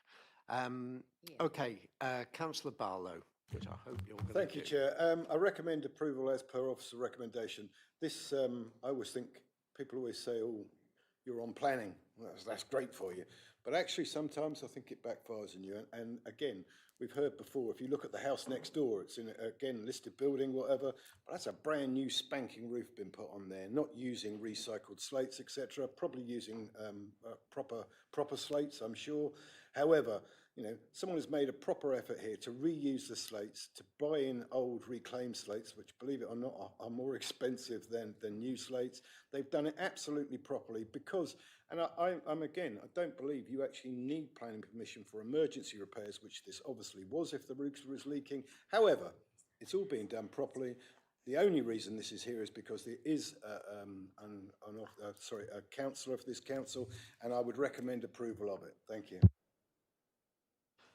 Thank you, Ian. So that's a proposal. Was that a seconding, Simon? Do you want to say anything? Councillor Heath? Oh, sorry. No, it's just... yeah, you did. Well, I'll leave it to Wendy to decide who seconded that one. Okay. No, that's fine. Yeah. No, I saw you had your hand up, but Simon seconded before... I got a chance to ask. I hope I'm not persona non grata. No, not at all, not at all. No, it was just, I thought you were probably going to say something in support. Okay, in that case, we've got a proposal, we have a seconder, so all in favour? Unanimous. Yeah, okay. Fine. Yes, please, thanks, Simon. Yeah, he's young and fit. Yeah.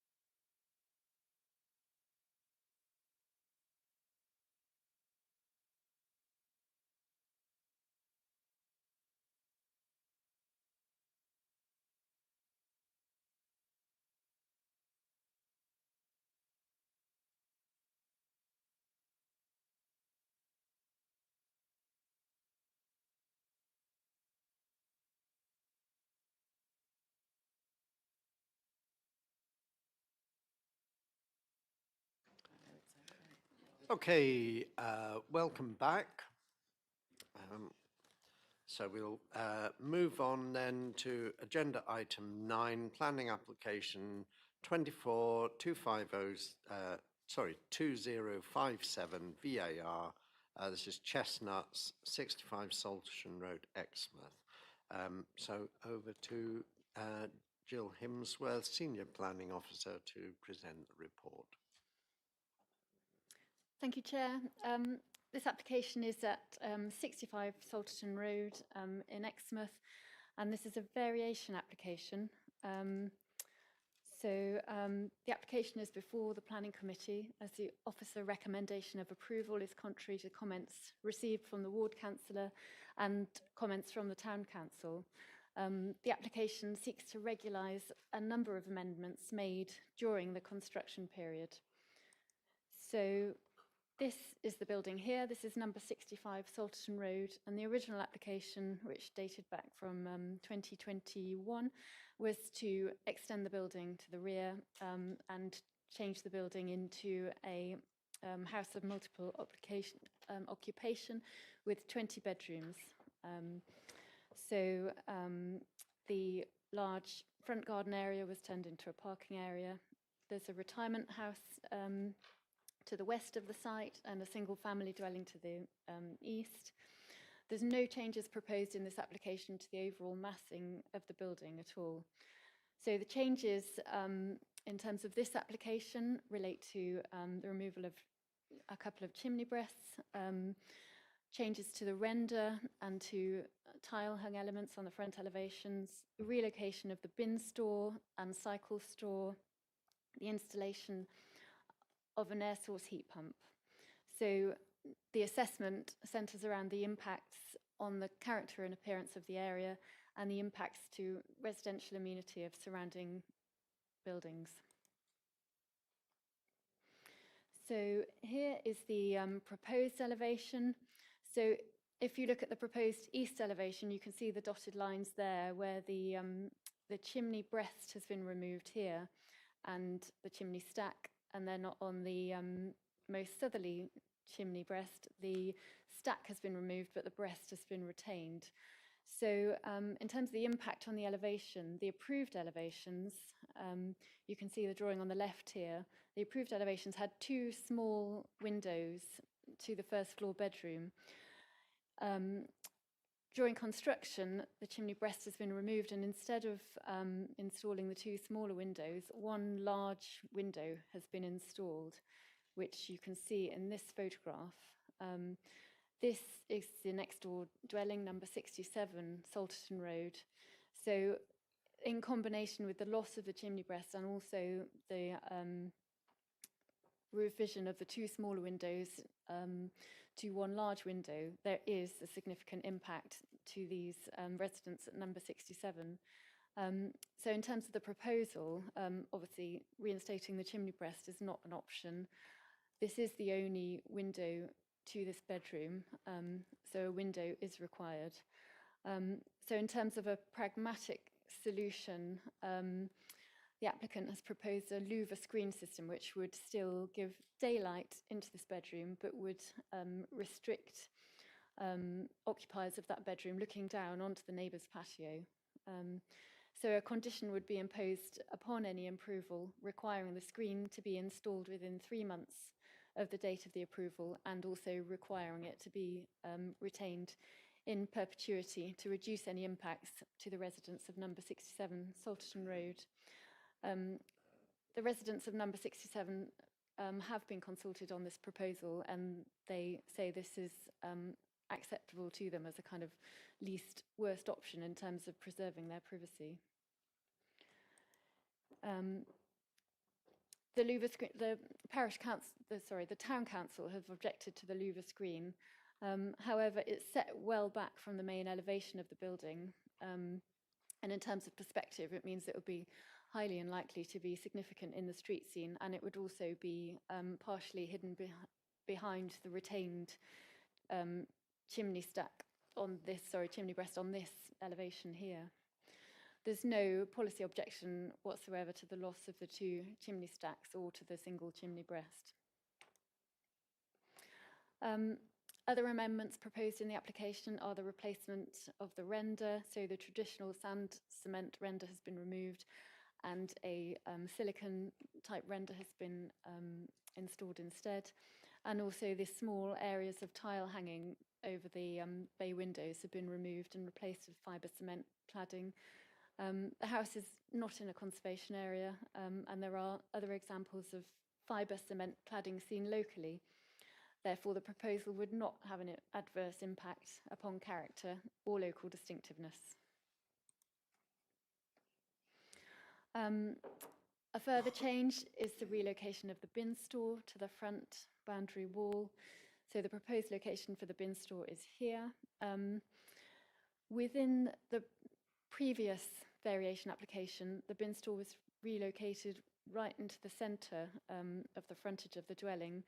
Therefore, this is seen as a significant improvement. It's a much more discrete location, and the applicant has also provided a soft landscaping scheme, which would help to further screen the bin store. The location is acceptable to county highways in terms of visibility into and out of the site. So there's a photograph of the bin store. The original application required details by condition of the bin store. These were never submitted, and the bin store has now been constructed on site. East Devon's landscape officer has confirmed that timber is acceptable as long as it's sufficiently robust, and the applicant has used concrete posts within the construction, therefore it is robust, and it is sited sufficiently away from the parking spaces. We propose to add a condition requiring them to fit a door to the bin to improve the appearance of the street scene. And also the soft landscaping scheme includes additional planting to go in front of the bin store, which would also again be required by condition. The proposal also sought amendments to the bike store to the rear garden. Condition 9 on the original application required details of the cycle store to be submitted. However, when these were submitted, the proposal only showed 6 bicycle spaces, which was not enough for a 20-bedroom house of multiple occupation. The plans now submitted show spaces for 24 bikes, with 18 spaces secure and 16 spaces under a covered roof. The building is to the rear, but it is highly accessible, and it's also considered that locating it to the front of the building, where it would be more accessible, would be detrimental to the street scene, given the size of the structure required to house that many bicycles. The bike store has been formed from the original garage, therefore it's similar in scale to the garage that was on the site originally. You can see the original garage wall cladding there, so this section here is an extension, but the ridge height and eaves height are similar to what was there before. Therefore, it's not considered that it would be unduly harmful to neighbours, or that a reason for refusal could be substantiated.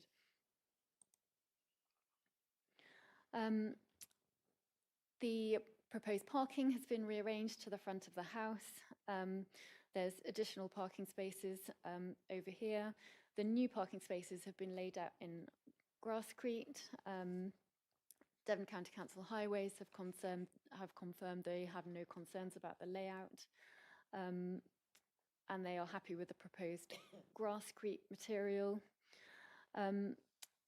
It is regrettable that there is no soft landscaping along the front of the boundary. However, there is significant soft landscaping along the western boundary and along the eastern boundary, as well as new soft landscaping in front of the bin store and additional soft landscaping which has been installed in front of the house. So that's a photograph there, so you can see the parking spaces laid out in grasscrete, and the bin store, which, as I said, will have additional soft landscaping added. And that's another photograph of the front of the house showing the grasscrete spaces. This additional, the existing driveway to the house was here, so the only additional parking area was this bit, which the grasscrete has been added to soften that area.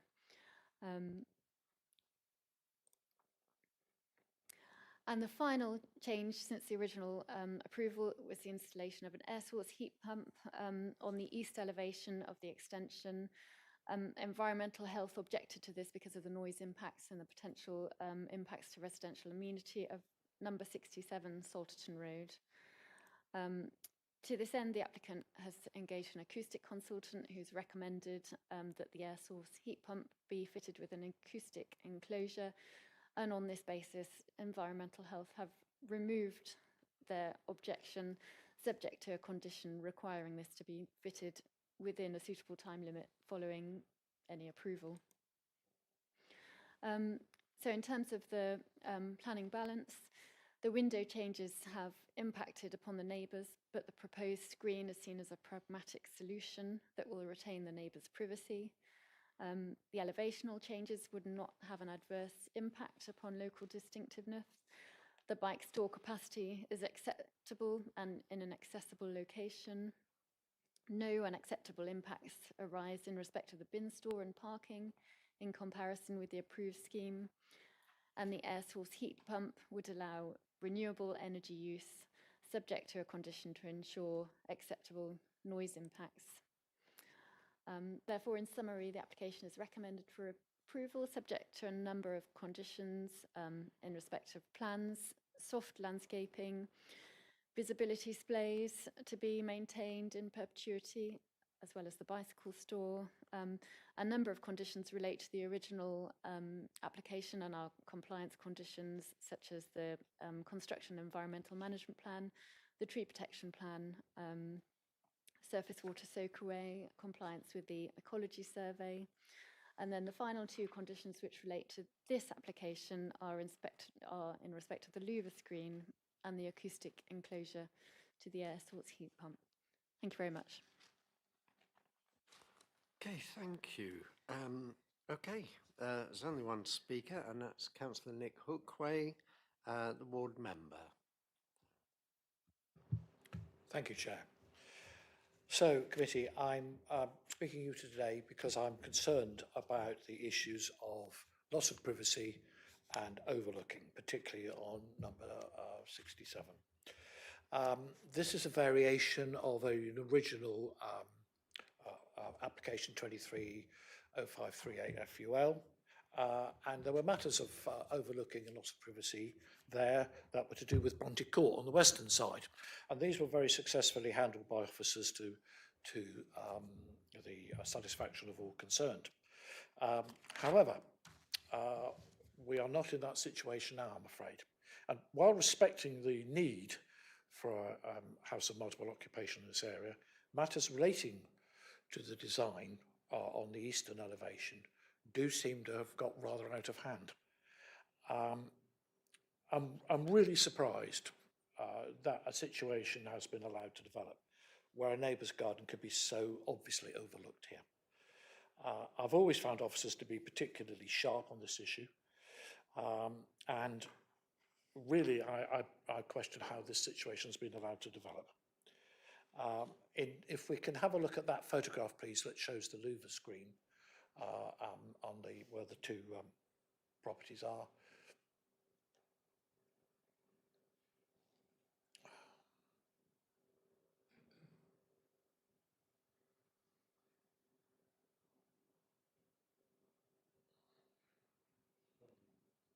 No, the previous one, please.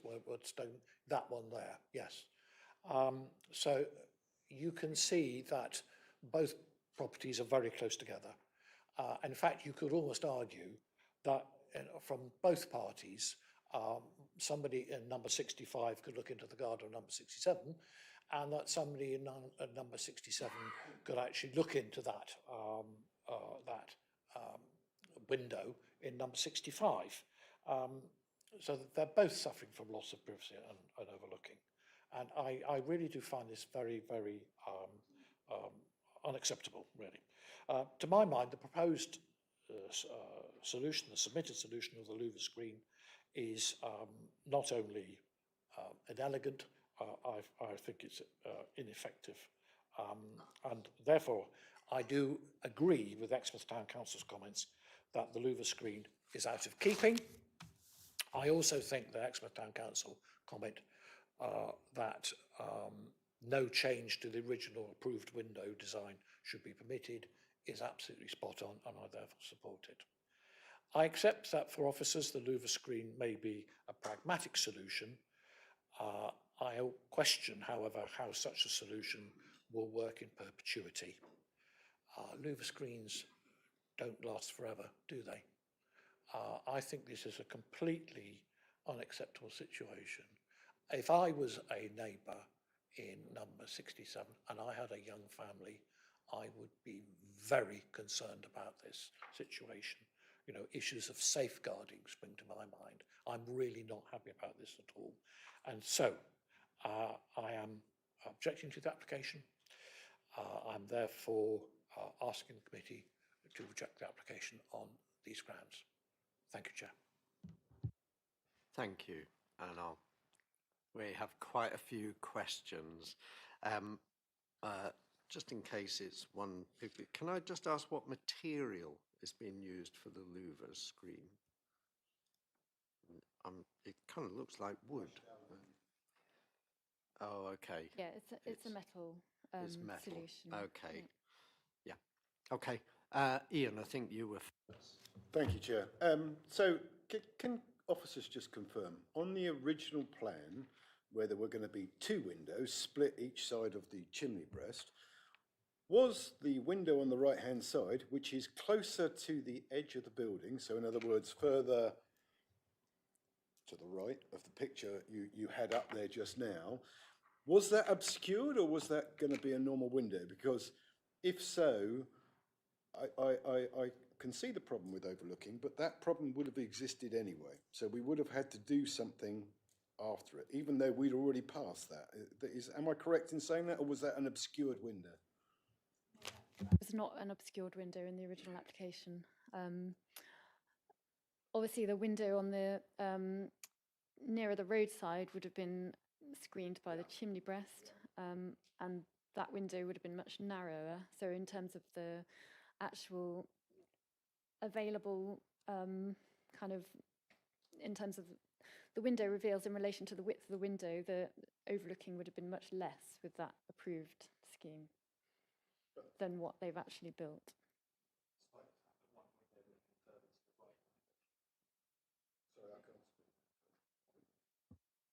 Yeah, sorry, but obviously a window further to the right of the window that's there, I don't know what direction it is, sorry, whether it's east, south or west, whatever, but to the right, as I said, would be easier to look at, sorry, may not be easier to look at from the inside, but overlooking and the fear of children problems, whatever, that would have been just as bad, if not worse. This has come, you know, the solution you found, is there any other solution other than, you can't put a chimney breast back in, we know that.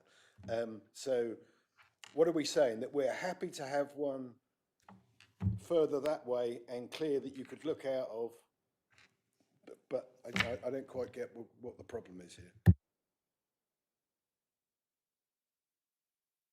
Okay, shall I just take the other questions and then we'll take them all on block. Councillor I Levine. hope I've got the right application this time. And I've got 2 trivial questions. It's called chestnuts. Chestnuts? Oh, I've got a very old chestnut for you. In the first place, this is an application for variation of a condition. So what's to stop the applicant for putting in an application next year for changing a condition in perpetuity?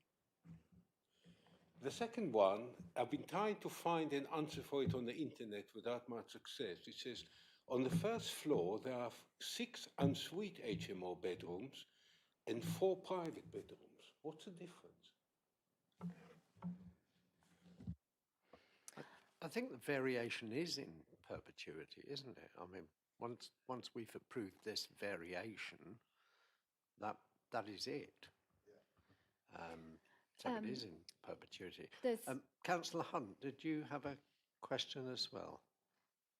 Thank you, Chair. I did, but Councillor Barlow has very eloquently put the case that I was going to ask. That was mainly about what alternatives there are to what Delboy calls Louvre doors when he's thinking of selling them. But what alternatives are there to the Louvre? Okay. Okay, Jill. Okay, so yes, in comparison with the previously approved scheme, the window is further over and further away from the garden. So in that respect, does represent an improvement in terms of privacy.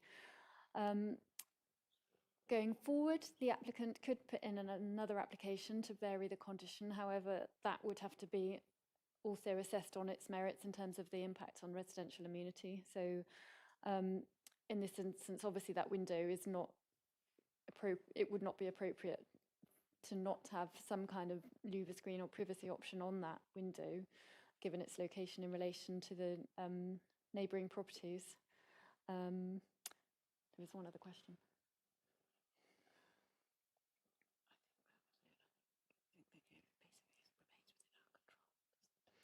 Oh, and in respect of the HMO, it's to do with the licensing, I believe, in terms of what counts as a HMO bedroom and what is a private ordinary bedroom within a private house.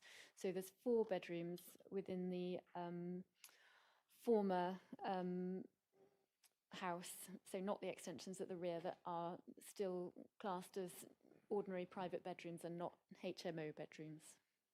So this room is one of the private bedrooms rather than the HMO room.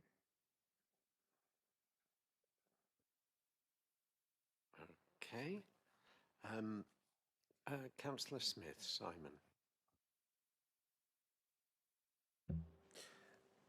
Is there any reason why we couldn't condition? Obviously, we looked at the front of the site. Is there any reason why we couldn't condition some landscaping like we have in front of the bin store to protect the front of the building? Because it's obviously a car park, and we ideally would want to screen it, wouldn't we? Want to try to soften the look of that.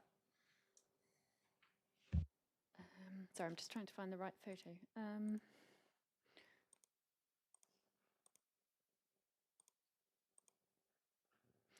So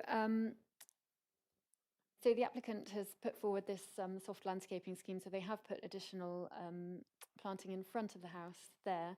This tarmac area you can see here, that was always the drive to the house, even before it was a HMO.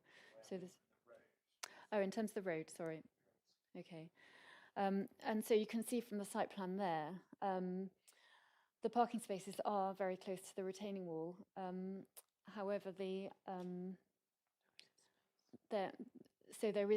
is no space, unfortunately, to put any soft landscaping along the front boundary, and the application previously approved on the site also did not allow any space for any soft landscaping. So unfortunately, it would be unreasonable to go back to the applicant to insist on that now, but there is a good amount of soft landscaping to either side of the site.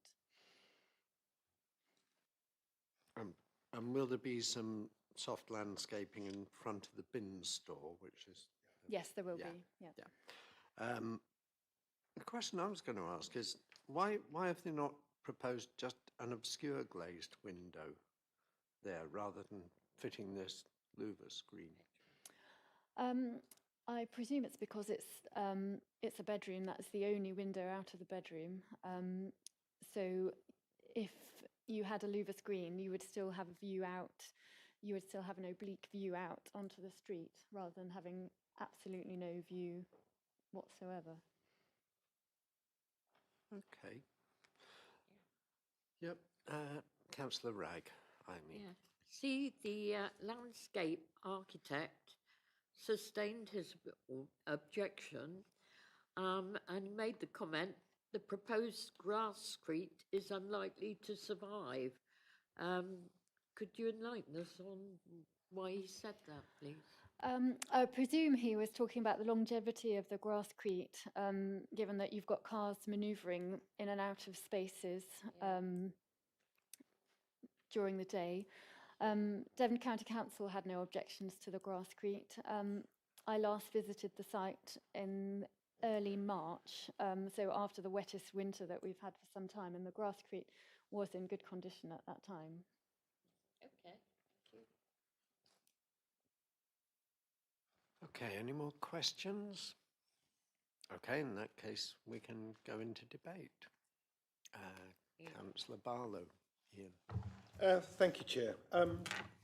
Obviously, it's never good when someone does something that they shouldn't have done. However, in this case, when you look at the window, there would have been severe overlooking that we could have done nothing about because we'd already passed it, which again is perhaps something we should learn from. So in this case, Aluva, while not perfect, actually provides a solution for the people that are being overlooked, a solution for the builder that has built this, and it seems eminently sensible for me that we allow that. The issues with the front of the house, the change of it, I went down there, I looked at it, I thought it fitted in very well with the street scene down there, the brickwork, etc. So I have no issues with that. Grasscrete is there for two reasons. First of all, obviously to soften the area, but more importantly for the drainage. So that at the end of the day, it provides drainage to otherwise tarmac, which would run out, which would run on the road. So it will carry on doing its job in that case, but may not look totally green. And again, when it gets really hot, it can burn off the grass there. The bins, again, I've got no issue with the bins. It makes perfect sense putting them there. And the same with the bike store around the back. I think it would keep it out the way and make it look better. So for all those reasons, I am surprised that this has come to this committee. However, it is here, and I am very happy to recommend officer approval on this, or as per officer recommendation. Thank you. Okay, do I have a seconder for that? Councillor Heath, got you this time. Okay, do you wish to say anything? I just support all the comments that Ian's made. Okay. Right. Anybody else wish to speak on this one? No? Well, we've got a proposer and seconder, so we can go to a vote. All those in favour?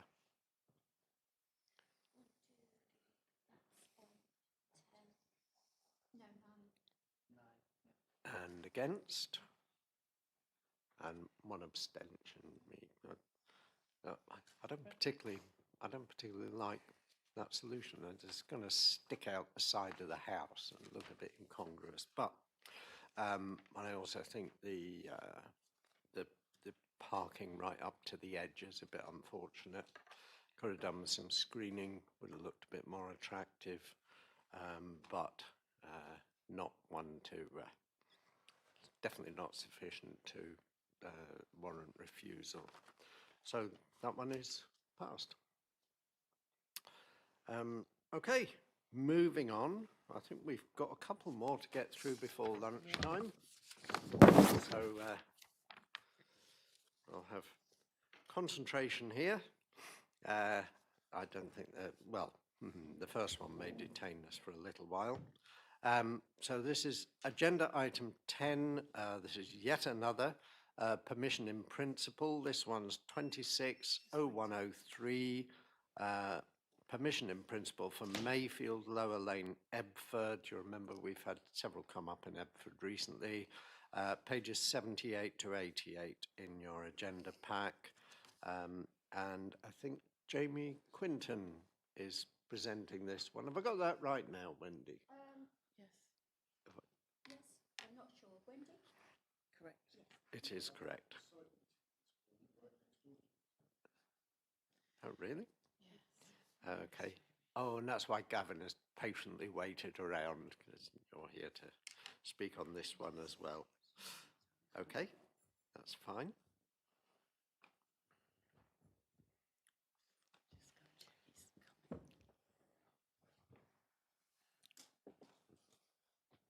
The poor officers must have to watch this meeting and try to seize their moment to start coming up the stairs.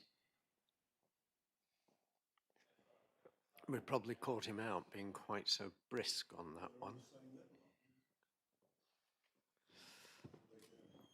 Oh, they probably are actually. It's just through there, isn't it?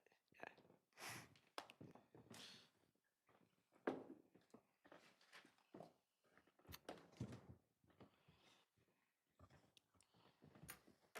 Okay, so when you're ready, Jamie, we'll go into this one.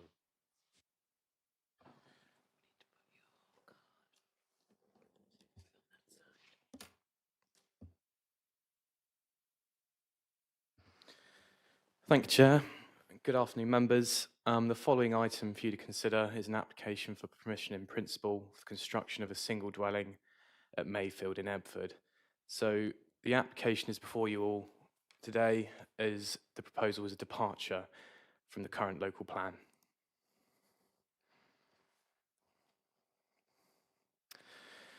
So the scope of permission in principle is limited to location, land use, and amount of development.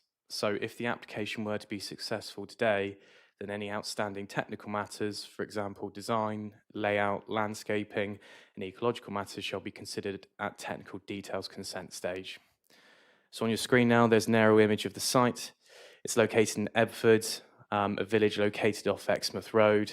The settlement does not benefit from a built-up area boundary within the adopted local plan and is therefore not an area where the principle of residential development is supported. So on the bottom of your screen is Lower Lane,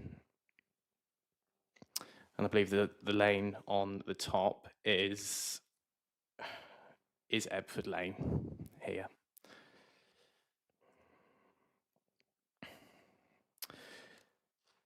So for those of you on committee, you may recall a permission in principle that came forward on land immediately to the west of the site for 5 self-build dwellings. I believe that came before committee towards the end of last year. More recently, this site in the northwest part of the village, enclosed in yellow, came before committee where the further permission in principle was granted for 5 dwellings. In blue is Branscombe Farm, where an appeal was ultimately dismissed, but members may recall the findings of the inspector, which were considered a material consideration in both of the other PIPs referred to, particularly with regards to how the proposal performed against policy TC2 and strategy 5B of the local plan, which together require development to be located and designed to promote sustainable travel by ensuring safe, efficient, and accessible access for pedestrians.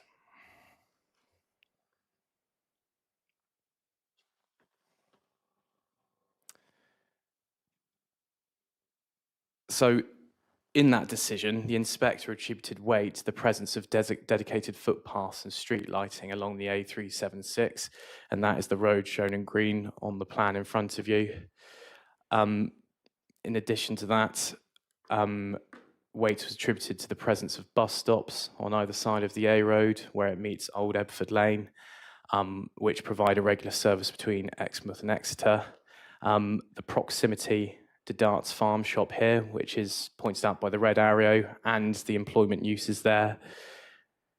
The proximity to the St George and Dragon pub, which is shown by the blue arrow here, and also other services and facilities within Cliff St George, including the primary school, church, recreation facilities, and the village hall. So paragraphs 7 to 12 of that appeal decision have been included in your committee reports. Won't repeat them here. However, the key point is that the inspector found that the Branscombe farm site lies within a sustainable location in relation to access to services and facilities before concluding that the proposal would comply with strategy 5B and policy 2.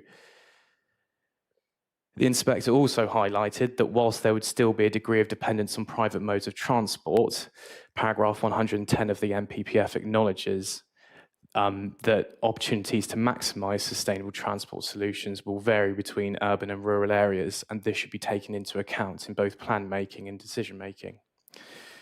So whilst it's acknowledged that the relationship between the appeal site and the current application site at Mayfield, the nearest services and facilities, are materially different due to their respective position within the village, is not considered they differ so substantially to warrant an alternative position being taken when considering the current application against those policies referred to.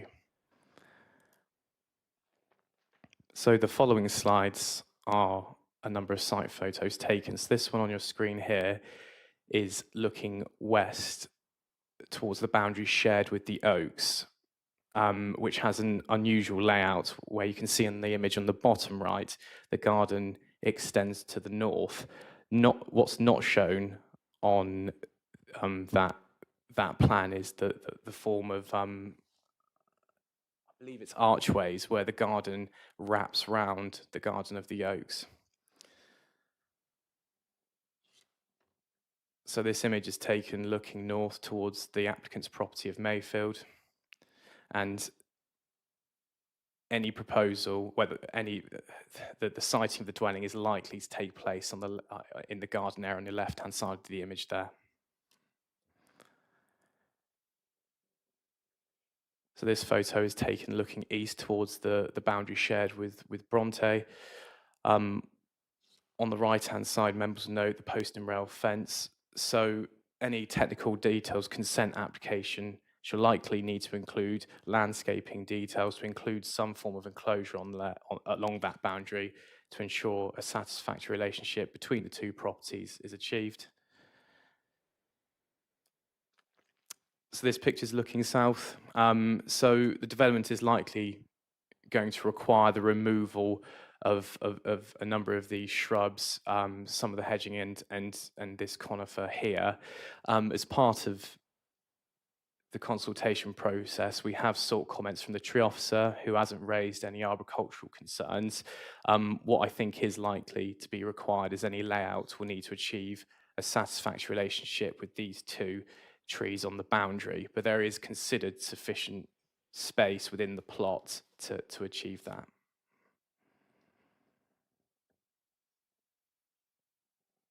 So again, this is a photo looking south. You can make out the gable end of archways there and the rear projecting roof pitch of the Oaks here on the right-hand side. So again, similar photo, but this is looking down the existing driveway, which the application dwelling would share with the existing property of Mayfield.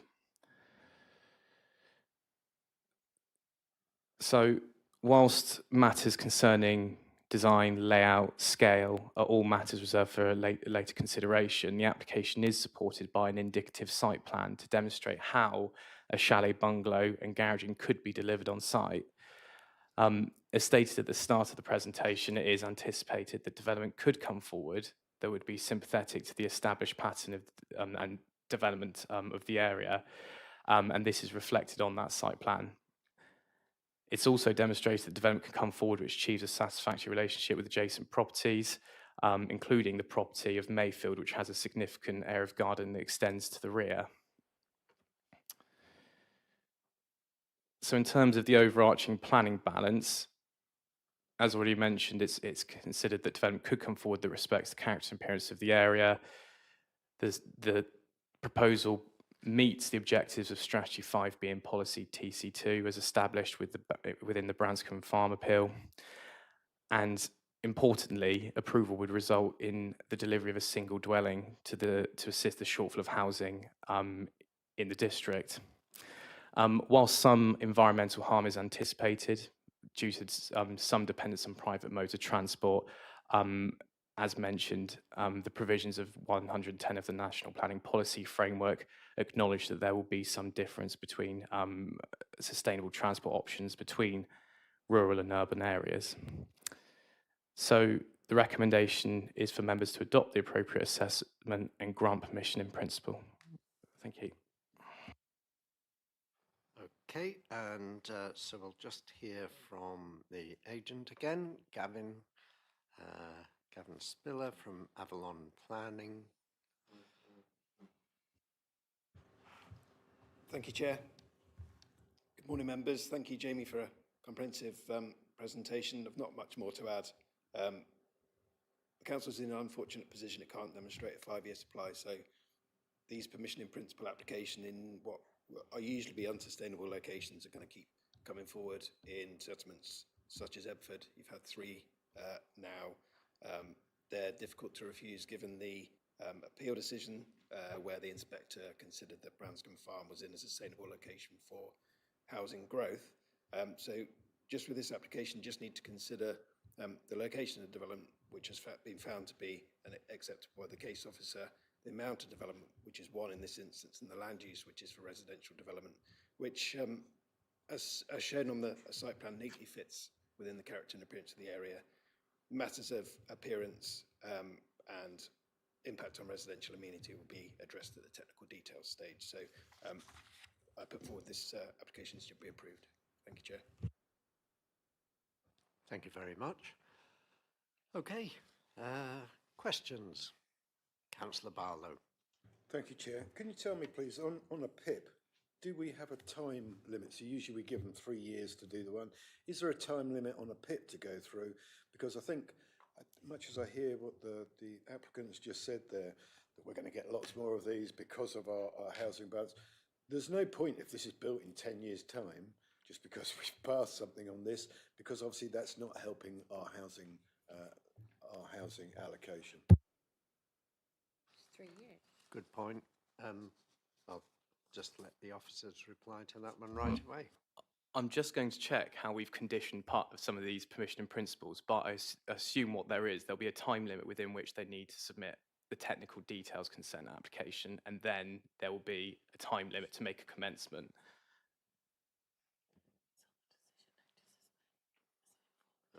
So is there a condition on that? So we can't apply conditions to PIPs, but there is an informative that goes on to the decision notices that does point out what there are time limits, and I think Jamie's just confirming what they are. Okay. Yeah, so, sorry, Chair, Miss Ormsby's right, yeah, so it's an informative on the decision notice, and it gives them 3 years within which to submit a technical details consent application.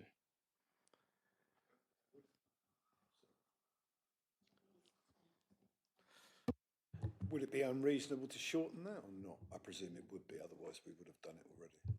It's governed by separate legislation, so we wouldn't be able to do that now. Thank you.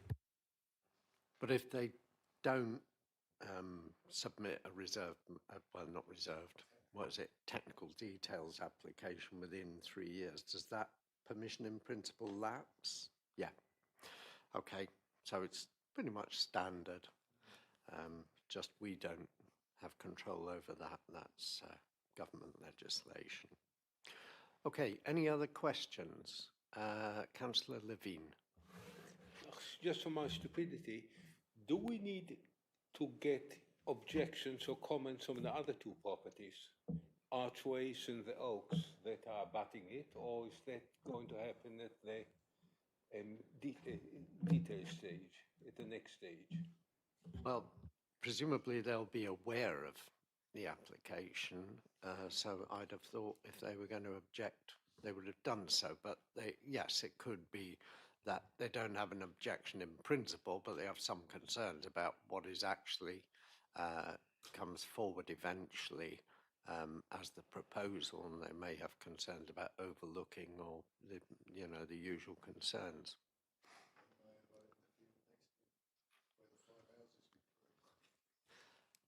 Okay, any other questions? Okay, in that case, we're into debate. Councillor Barlow, I don't know what, we'd sit here in silence if it wasn't for you. Happy to serve, Chair. Look, again, I think this is another one. We've been here several times before. Councillor Howe's been here before. He's argued bits. He's not happy with the situation. I know it's his ward. He's not happy with the situation. However, as he says, what is it you can do? The planning appeal inspector has said that this is a sustainable location, and we've planning in principle for 5 houses in the field next door. So, it's almost a matter of how on earth can we turn it down? I know it doesn't set any precedent, however, as we always know, it does. So I will happily adopt the appropriate assessment and approve it doesn't even say with two officers' recommendation, but it is to that recommendation. Okay, thank you. Do we have a seconder? Councillor Levine.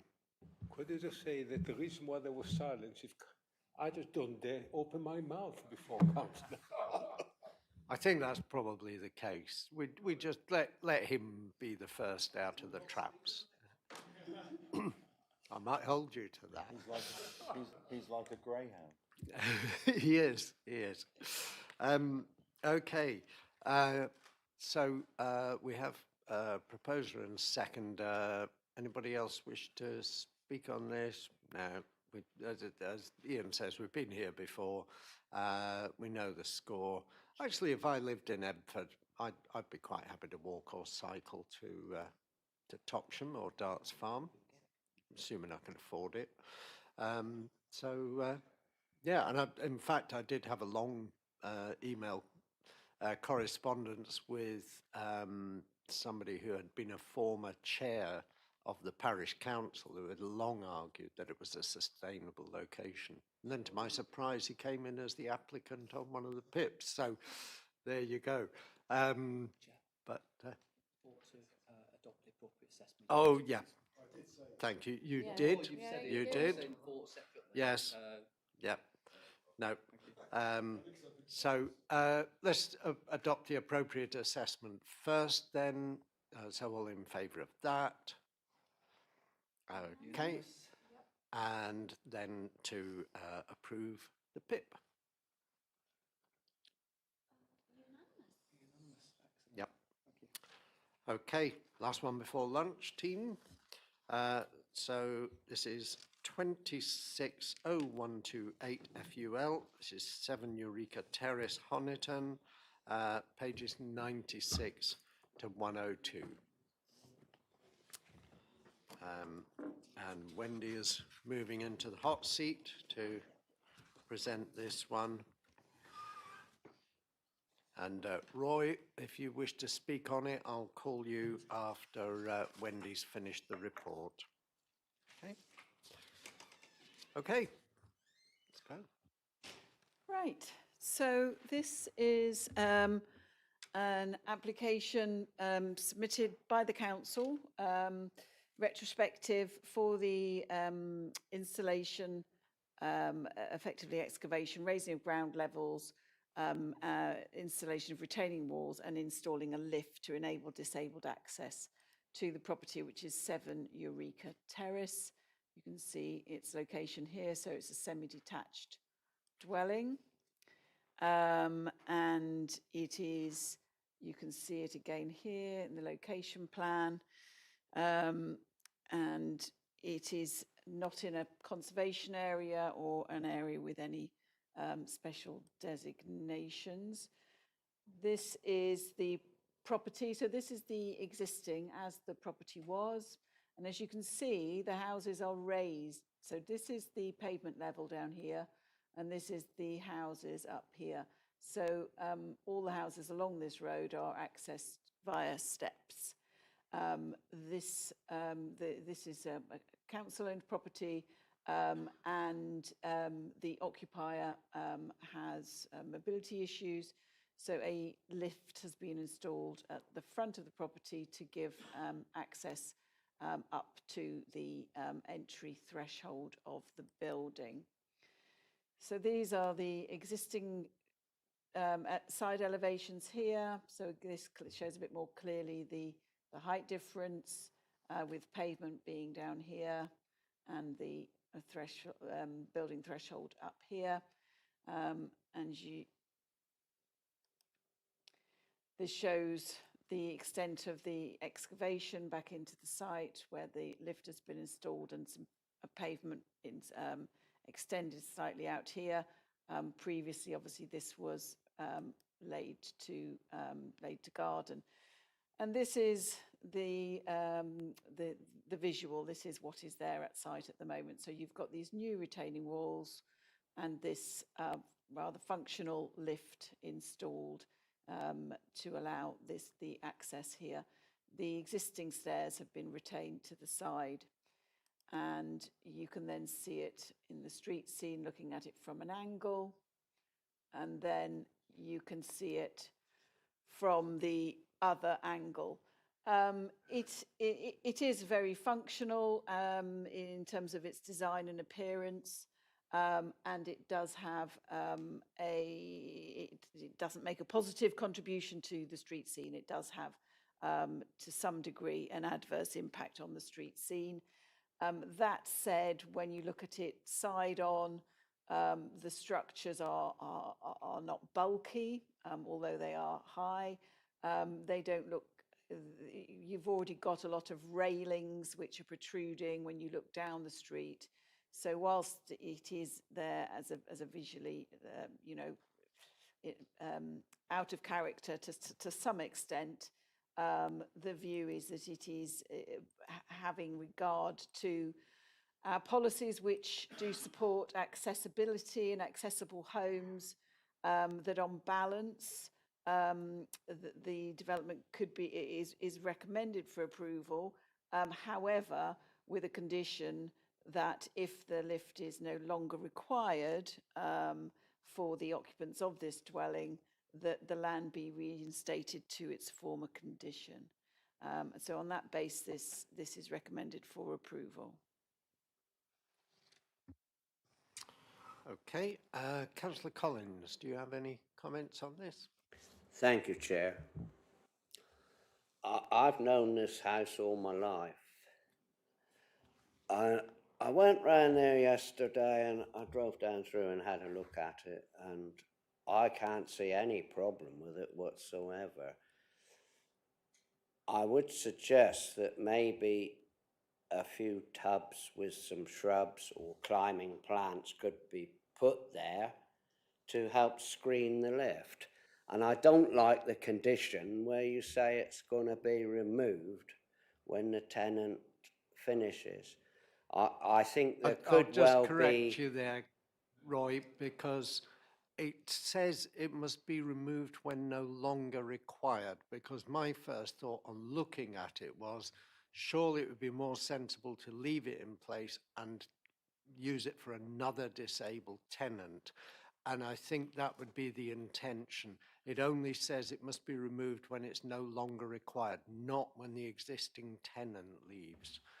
So it would be possible to put another person with similar disabilities into that house. Right, that's fine then, because I do know probably 4 or 5 people who would probably jump at the chance to move into that property. Thank you, Chair. Okay. I hope I'm correct there, Wendy, but yes. So if the council proposed to put another disabled tenant in there, that's fine, because it would still be in use. It's just if, for whatever reason, the council sold the property off, or if it wasn't required, then it would have to be removed, and that would be sensible. And I agree with you, a little bit of screening round there could easily be provided. And I think that would soften the view a bit.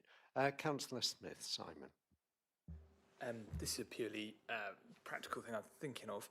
Do we have other properties around alongside the neighbours, East Devon tenants as well?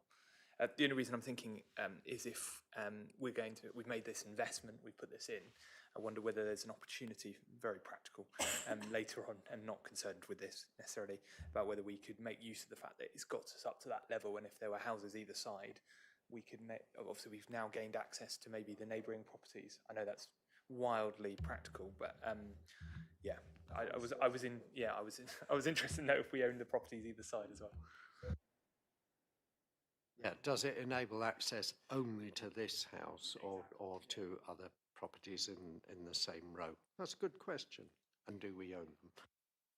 I'm afraid I don't know the ownership of the adjoining properties. And as constructed and laid out, it is at the moment it is only offering access to this dwelling. I mean, from a practical point of view, if the council did own the adjoining property, obviously you could clearly it could serve to provide access to both, but at the present it just does for the one.